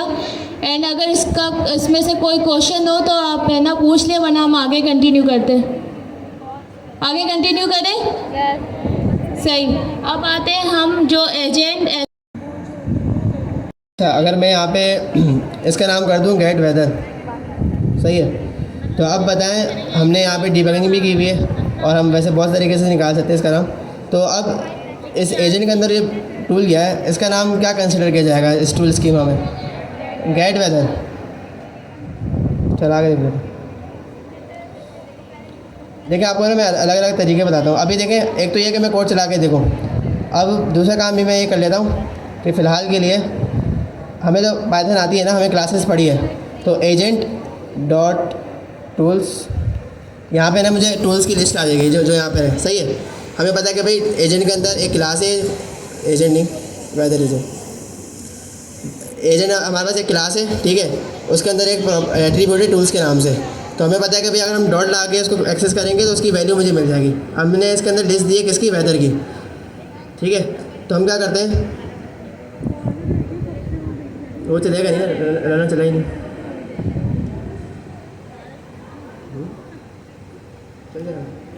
नहीं चलेगा। अब देखें गेट वेदर आ रहा है, सही है।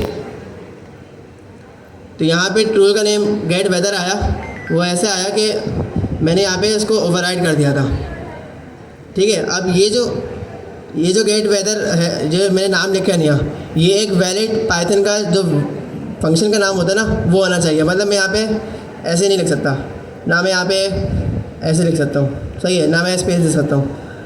अगर मैं स्पेस वगैरह दूँ यहाँ पे कोई ऐसा स्पेशल कैरेक्टर दूँ तो क्या होगा?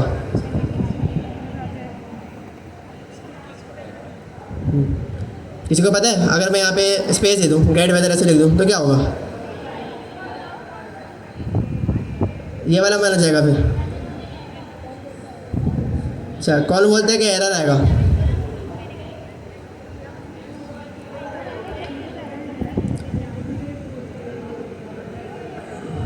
खुद से 10 को लगा देगा। इस केस में एरर आएगा। एरर कब आएगा? देखिए, एक तो आपको पता होना चाहिए कि एरर आता है, ठीक है। आपको उसके लिए ये भी पता होना चाहिए कि एरर की टाइप क्या है। कोई इसमें ये भी पूछा गया कि ये कौन सा एरर है, मॉडल बिहेवियर एरर है, कौन सा एरर है। ये एरर्स की टाइप्स होती हैं। और आपको ये भी पता होगा कि किस पॉइंट पे आ रहा है, तो बहुत अच्छी बात है, ठीक है। इस केस में एरर आता है, और एरर तब आता है जब एलएलएम को रिक्वेस्ट आती है और एलएलएम रिस्पॉन्स कर रहा होता है। अभी यहाँ पे देखें, मेरे कोड में कहीं एलएलएम को रिक्वेस्ट जा रही है?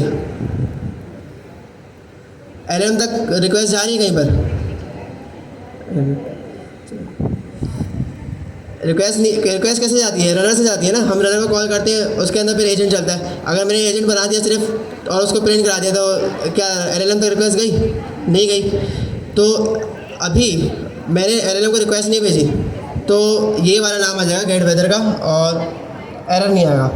लेकिन अगर मैं उसके नीचे वाला कोड में कमेंट आउट कर दूँ तो तब फिर एरर आएगा, और वो बैड रिक्वेस्ट एरर आएगा। अब देखिए यहाँ पे नेम गेट वेदर कर दिया, ठीक है। इसने ऐसे ही कंसिडर कर लिया जैसे हमने दिया, लेकिन हमें पता था कि भाई यहाँ पे एक वैलिड फंक्शन का नेम होना चाहिए, जो यहाँ पे हमने स्पेस देके हमने वायलेशन कर दिया यहाँ पे। तो हम क्या करते हैं, मैं यहाँ पे इसको फिलहाल के लिए बंद कर देता हूँ। अब मैंने यहाँ पे रनर को कॉल किया, ठीक है, रनर डॉट रन। अब इस पॉइंट में एरर आएगा।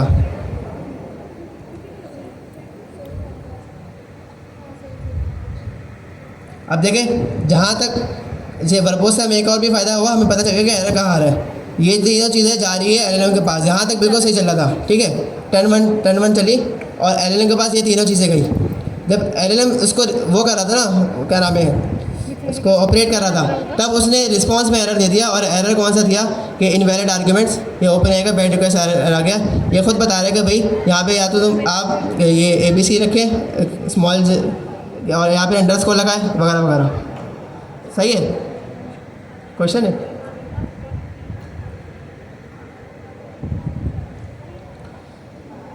तो हमने ये देख लिया कि एरर आ रहा है कि हमारा टूल का नेम इनवैलिड हुआ। सही है, और एरर कब आ रहा है? जब एलएलएम को रिक्वेस्ट आ रही है। तो मैं यहाँ पे लगा देता हूँ। तो हमने अभी फंक्शन टूल की एक की पढ़ ली।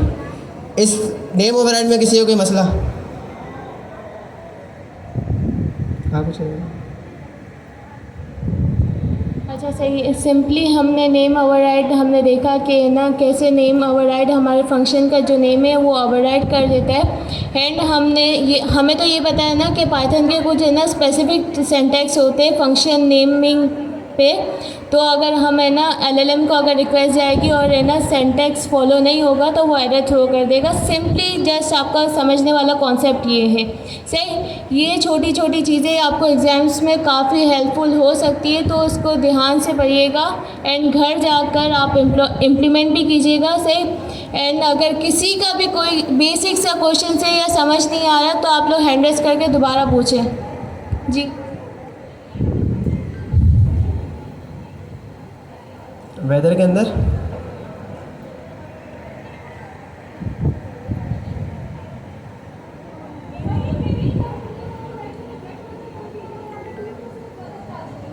जी, तो हमने नेम ओवरराइड करा दिया ना गेट वेदर से। देखिए इसमें ना हमें 2-3 कॉन्सेप्ट मिले। पहला कॉन्सेप्ट हमें ये मिला कि हम नेम ओवरराइड भी करा सकते हैं। हम कभी कुछ केसेस हम नहीं चाहेंगे हमारा जो फंक्शन का नाम हो वो हमारा क्या नाम है टूल का नाम बने, तो हमारा कोई मीनिंगफुल टूल का नाम बने, तो हम क्या करेंगे? नेम ओवरराइड करा सकते हैं। पहला कॉन्सेप्ट ये आया। दूसरा कॉन्सेप्ट ये आया कि अगर इनवैलिड सिंटैक्स हुआ तो हमें एरर जनरेट होता है, और वो कब जनरेट होता है? जब एलएलएम को रिक्वेस्ट आती है। ठीक है, रिक्वेस्ट चली जाती है, वो रिस्पॉन्स करने पर एरर जनरेट कर देता है। 2 हो गए। तीसरा कॉन्सेप्ट हमें ये समझ आता है कि इसका मतलब ये हुआ कि हमें पता है कि एसडीके क्या कर रहा है, टूल में से इसकी डिटेल्स निकाल के एक स्कीमा बना रहा है। तो इस हमें एक और कॉन्सेप्ट समझ आता है कि जब ये स्कीमा बना रहा है तो वहाँ पे उसने इस चीज़ को हैंडल नहीं किया हुआ। मतलब जब ये स्कीमा बना रहे हैं, जब ये डिटेल्स निकाल रहे हैं टूल से, तो वहाँ पे उसने ऐसे कोई लॉजिक नहीं लिखी कि भाई इनवैलिड नाम हो तो एरर जनरेट कर देना। तो इससे हमें ये चीज़ भी समझ आती है।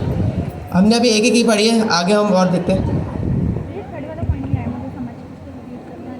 अच्छा, जो मिस का क्वेश्चन था वो है ना नेम ओवरराइड पे था। सही, हमने क्या देखा था? सिंपल से हमने पाइथन का फंक्शन बनाया। सही, वो फंक्शन बगैर डेकोरेटर के सिर्फ पाइथन का सिंपल सा फंक्शन है। हम एलएलएम को टूल प्रोवाइड करते हैं, तो एसडीके ने हमें फीचर किया हुआ है कि आप हमारा फंक्शनल टूल का डेकोरेटर हमारे आपके जो भी फंक्शन है उसके टॉप पर लगा दे। तो वो जो डेकोरेटर है क्या करेगा? ऑटोमेटिकली आपको फंक्शन का स्कीमा आपका बना के देकर एलएलएम को दे देगा। आपको इस चीज़ में कोई इम्प्लीमेंटेशन की ज़रूरत नहीं। फिर हमने एक चीज़ देखी कि नेम ओवरराइड क्या है कि हमने जिस फंक्शन के ऊपर हम डेकोरेटर लगाया हुआ है, हमारे पास है ना फंक्शनल टूल में एक फीचर है, क्या कर सकते हैं हम उस फंक्शन का नेम ओवरराइड कर सकते हैं। सही, ये जस्ट इसका बेसिक सा कॉन्सेप्ट था। चलो हमने एक की पढ़ ली और हम आगे देखते हैं इसको। इसमें एक और की है जिसका नाम है टूल डिस्क्रिप्शन। जी पूछे।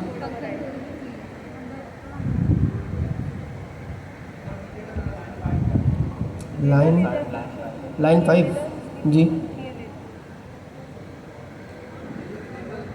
जी ये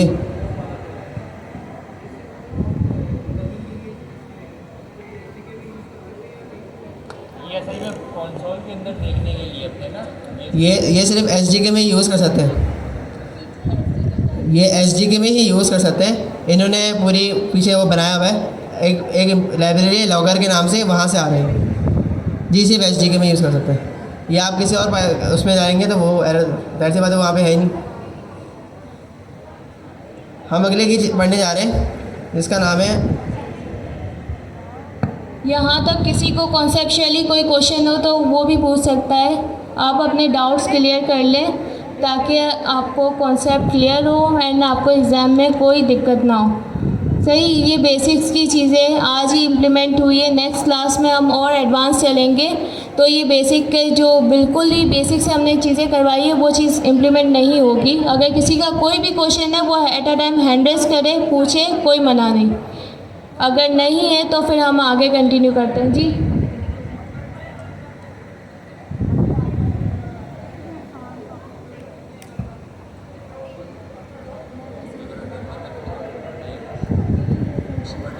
3 डेकोरेटर है टोटल, शॉर्टकट वगैरह नहीं है। 3 डेकोरेटर है, इनपुट गार्डियर, आउटपुट गार्डियर और ये फंक्शन टूल। जी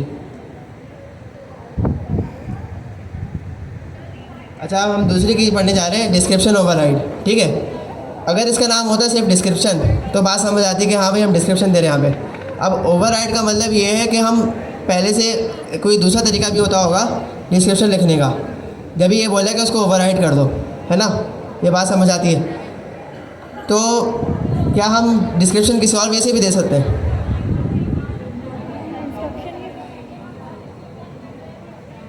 जी बिल्कुल। हम क्या करते हैं यहाँ पे ट्रिपल कोड के अंदर डिस्क्रिप्शन लिखते हैं। जैसे कि मैं यहाँ पे कोई भी डिस्क्रिप्शन लिख देता हूँ।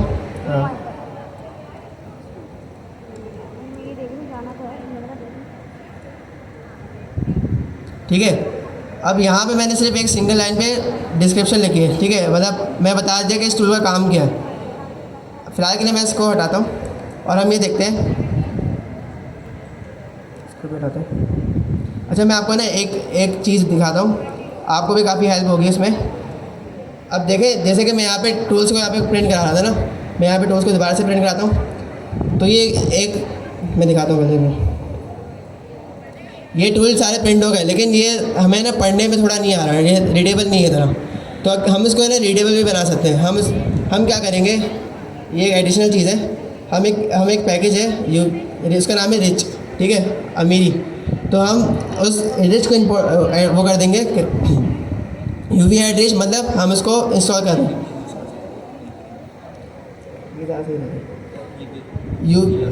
यूवी एड्रेस से ये मेरे पास पहले से इंस्टॉल था, आपके यहाँ पे इंस्टॉल होगा। सही है, फिर क्या करूँगा मैं, जिस फाइल में मैं काम कर रहा हूँ ना, फर्स्ट लाइन में बस एक लाइन लिखनी, एक चीज़ लिखनी है मुझे कि फ्रॉम रिच इंपोर्ट प्रिंट। अब इस फाइल में जहाँ जहाँ भी प्रिंट यूज़ हो रहा है वो इस रिच लाइब्रेरी का यूज़ हो रहा है। अब देखिएगा इसका कमाल क्या है। ये क्या करेगा, जो हम पहले रीडेबल नहीं था ना, उसको ये रीडेबल बना देगा।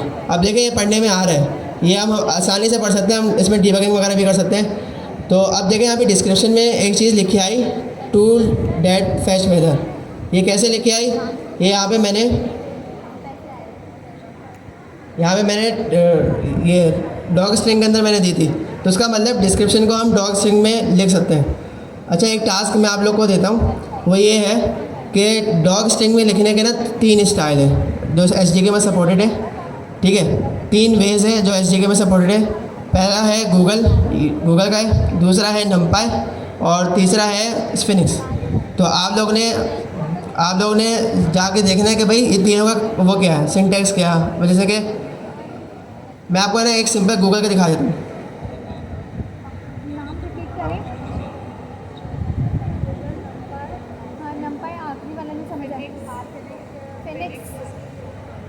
अच्छा, ये एडिशनली टास्क है आप लोग के लिए कि आप एक्सप्लोर करें। सही, जो हमने रिच वाली लाइब्रेरी वो कॉल करवाई थी, वो क्या थी, सिंपल है ना, हमारी एक्सटर्नल चीज़ थी, वो SDK का पार्ट नहीं है। अगर आप करना चाहें तो इम्प्लीमेंट कर ले, वरना है ना उसकी कोई नीड नहीं है। सही, SDK का हमारा पार्ट नहीं है। सो हम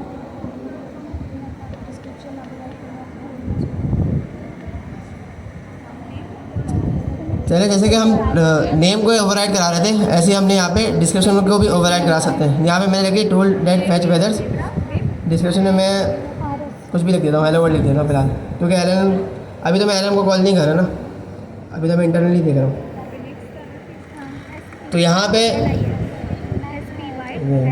पे क्या है, हेलो वर्ल्ड आया हमारे पास, जो इसके अंदर लिखा हुआ है ना डॉग स्ट्रिंग के अंदर, ये ओवरराइड हो गया और हमारे पास यहाँ पे हेलो वर्ल्ड आया। इसमें किसी को कोई कन्फ्यूजन है?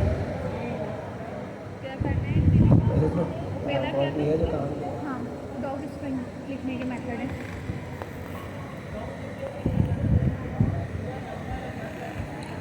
देखिए यहाँ पे ना एक डॉग स्ट्रिंग स्टाइल पे आते हैं हम। यहाँ पे देखें ये लिखे आ रहे हैं, एक गूगल है दूसरा numpy है, तीसरा स्फिनिक्स है, ठीक है। इन तीनों का एक स्टैटिक सिंटैक्स है, उस सिंटैक्स में हमें डॉक स्ट्रिंग को प्रोवाइड करना पड़ता है, जब भी ये क्या नाम है उस स्ट्रिंग में से हमारा डेटा निकाल लेता है। जी आप फंक्शन टूल में ही हम लिखते हैं हम। जी जी, तो यहाँ पे देखिए गूगल numpy स्फिनिक्स। आप लोग को इसका सिंटैक्स मालूम करना है कि भाई गूगल का कैसे है, स्फिनिक्स numpy का कैसे है और स्फिनिक्स का कैसे है, ठीक है। एक्सप्लोर करके आएगा आप। ये मैं इसलिए बोल रहा हूँ क्योंकि इसका भी एक कॉन्सेप्ट है। क्या कॉन्सेप्ट है? अगर आपने यहाँ पे गूगल का वो दिया होगा ना डिस्क्रिप्शन, यहाँ पे गूगल को उसमें दी होगी यहाँ पे, और आपने यहाँ पे लिख दिया numpy, तो पीछे वो उसको numpy कंसिडर करेगा, और जब उसको डिस्क्रिप्शन निकालने जाएगा ना तो उसको उस सिंटैक्स में मिलेगी नहीं, तो वहाँ पे वो नन दे देगा। तो ये भी एक कॉन्सेप्ट है, इसलिए मैं मान रहा आप उसको ना एक्सप्लोर करके आएगा। और डिफ़ॉल्ट में क्या होगी? डिफ़ॉल्ट में कुछ सेट नहीं होती, वो खुद अगर आप एक्सप्लिसिटली नहीं देते ना तो वो खुद देख के पता लगाता है कि कौन सी वाली है। वो तीनों पे चलाता है और वो जो सी वाली होती है वो कंसिडर करता है। लेकिन अगर आपने खुद बता दिया कि भाई मैं numpy दे रहा हूँ और आपने पीछे गूगल दे दी, तो वो numpy वाली कंडीशन चली गई और उसमें गूगल का कोड एक्सेप्ट नहीं हो सकता फिर।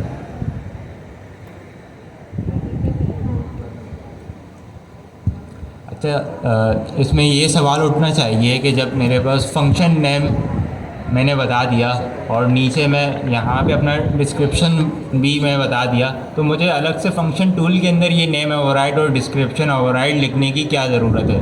तो इसकी एक ये भी यूज़ केस हो सकता है कि यहाँ पे इससे ये फ़ायदा होगा कि LLM को एक तरीके से टूल चॉइस करने में और आसानी हो जाएगी कि वो एक तो ये वेदर टूल्स वगैरह के भी देखेगा, और साथ ही साथ वो यहाँ से नेम ओवरराइड से और यहाँ के डिस्क्रिप्शन से देख के तो उसको और एक तरीके से आसानी हो जाएगी कि इस टूल को चॉइस करना चाहिए या नहीं। तो इस वजह से भी ये एक तरीके से एडिशनल चीज़ हो जाएगा और एक तरीके से सिक्योर हो जाएगा हमारे लिए कि भाई एक तरीके से हम यहाँ पे भी अपना एक तरीके से डिस्क्रिप्शन बता दें और फंक्शन टूल के अंदर भी बता दें, तो बिल्कुल वो एक तरीके से एक्यूरेट काम कर रहा होगा।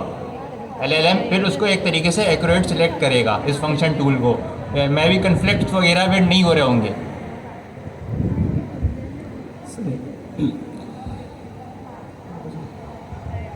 अच्छा, जो ये है ना डिस्क्रिप्शन स्टाइल था ना, वो आप लोग के लिए कि आप लोग एक्सप्लोर करके आइएगा। एंड हमारे पास एक और चीज़ है फेलियर फंक्शन, वो है ना बहुत ज़्यादा इम्पॉर्टेंट चीज़ है, तो उसको फोकसफुली आप लोग है ना देखिएगा कि वो कैसे इम्प्लीमेंट होती है, क्या है। सही जी सर। अपनी ज़बान में लिख रहे होते वो LLM उसको गेट कर लेना।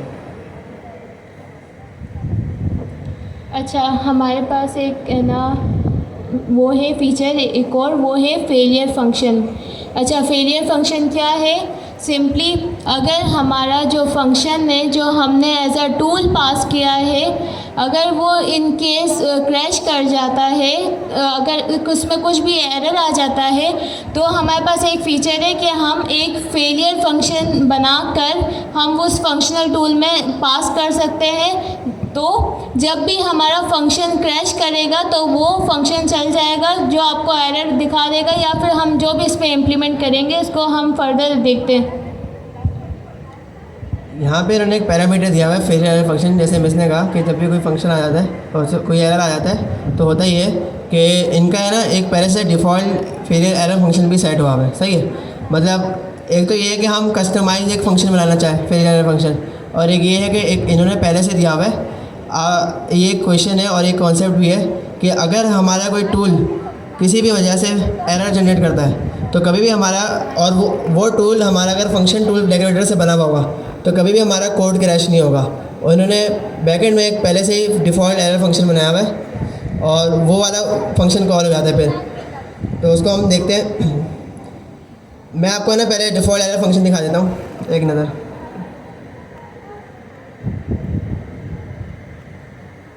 ये देखिए यहाँ पे इन्होंने डिफ़ॉल्ट एरर फंक्शन बनाया हुआ है। एक सिंपल से फंक्शन है जो क्या ले रहा है, कॉन्टेक्स्ट, और दूसरा एरर। सही है, और वो एक स्ट्रिंग रिटर्न कर रहा है। उसका मतलब हम जो अगर हम कस्टम एरर फंक्शन बनाना चाहें, ठीक है अपना, तो उसको भी हमें इसी पैटर्न में बनाना पड़ेगा। हम एक फंक्शन बनाएंगे जो पहले पैरामीटर में कॉन्टेक्स्ट ले रहा होगा, दूसरे पैरामीटर में एरर जिसकी टाइप एक्सेप्शन है, और वो एक स्ट्रिंग रिटर्न करेगा। कोई मुझे बता सकता है कि ये स्ट्रिंग ही क्यों रिटर्न कर रहा है? इसका भी एक वजह है। जी, भाई ने सही बताया कि जो LLM के पास रिक्वेस्ट जाती है ना, टूल का जो आउटपुट आता है वो स्ट्रिंग के फॉर्मेट में जाता है, ठीक है। तो ये जो जाएगा ना, ये एज अ टूल, मतलब टूल आउटपुट जाएगा, ये जो आएगा ना रिज़ल्ट, ये हमारा बीच का कोई एक्सेप्शनल वो नहीं जाएगा, ये टूल के आउटपुट में जाएगा मैसेज कि भाई एरर आ गया है। फिर वो एरर, फिर क्या नाम है, LLM फर्दर आके रिस्पॉन्स देगा। तो ये एज अ टूल रिजल्ट जाता है, यहाँ पे जो भी स्ट्रिंग होगी वो एज अ टूल रिजल्ट जाएगी।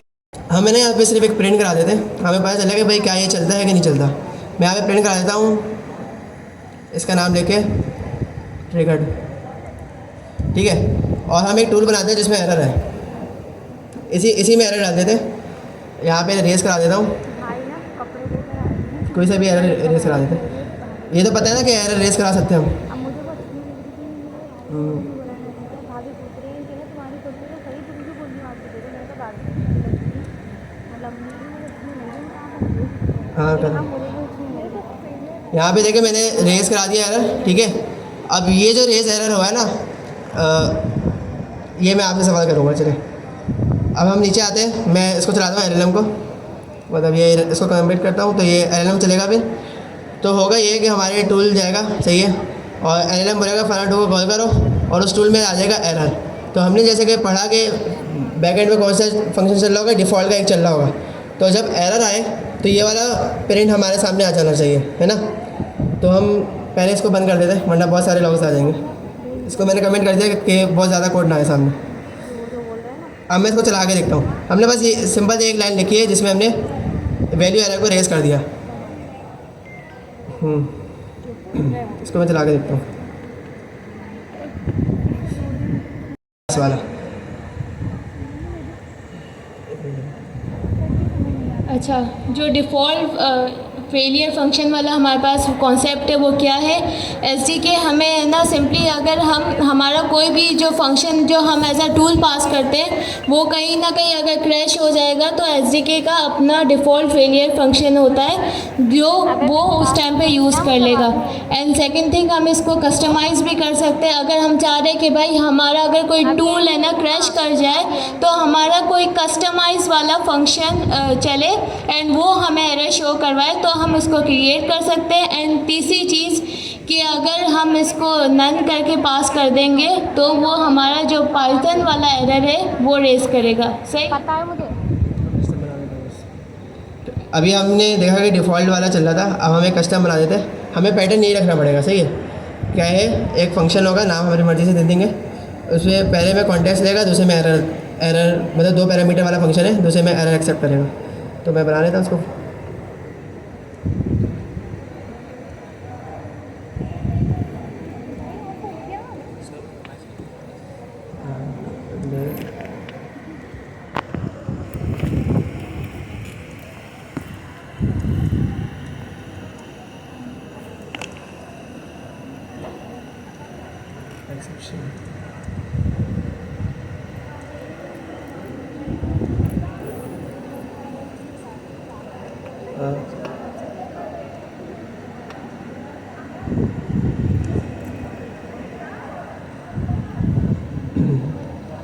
अब देखें यहाँ पे मैंने एक फंक्शन बनाया है, कस्टम एरर फंक्शन, उसी पैटर्न में बनाया है। स्ट्रिंग रिटर्न कर रहा है, 2 चीज़ें ले रहा है।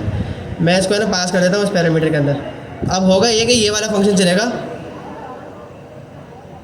बस ये इसमें वाइंड अप कर रहा है। ये वाला फंक्शन चलेगा, हम डिफ़ॉल्ट वाला फंक्शन नहीं चलेगा, सही है। अब मेरा सवाल ये है कि LLM के पास कौन सा मैसेज आएगा, एरर रेज इन वेदर या फिर एरर अकर्ड, कौन सा वाला, कस्टम एरर फंक्शन वाला। तो ये वाला मैसेज कहाँ आएगा फिर, ये जो एरर का पैरामीटर है ना, इसके अंदर हम इसको गेट कर सकते हैं। यहाँ पे जो भी एरर आएगा, इस एरर पैरामीटर का काम ही ये है कि इसके अंदर वो मैसेज हमें यहाँ मिल जाएगा, और इस फंक्शन का जो वो होगा, क्या नाम है, आउटपुट होगा, इस फंक्शन का जो रिटर्न कर रहा होगा वो हमारे पास LLM के पास आएगा। एक दफ़ा हम इसको इसके साथ चला के देख लेते हैं कि पूरा प्रोसेस हो क्या रहा है।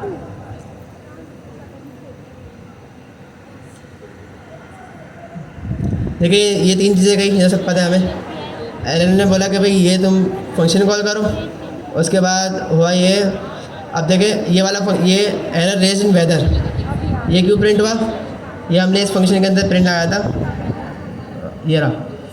तो हाँ, इस एरर फंक्शन के अंदर वो लगाया था तो इसके वजह से प्रिंट हुआ। इसका मतलब यहाँ पे जो भी एरर रेज हो रहा है वो हमें इस पैरामीटर में मिल रहा है, सही है। एरर के पास वापस किया गया वो देखते हैं हम। तो देखिए एज अ टूल आउटपुट गई है ये चीज़, जैसे मैंने बताया था कि टूल के आउटपुट में जाती है ये। तो टूल के आउटपुट में एरर अकट गया है जो हमारा कस्टम एरर फंक्शन का आउटपुट था, और फिर आगे एरर ने रिस्पॉन्स दे दिया। समझ आया सबको? सर नेक्स्ट रिपीट कर दिएगा, नहीं समझ में आया? नहीं समझ में आया, खड़ी हो।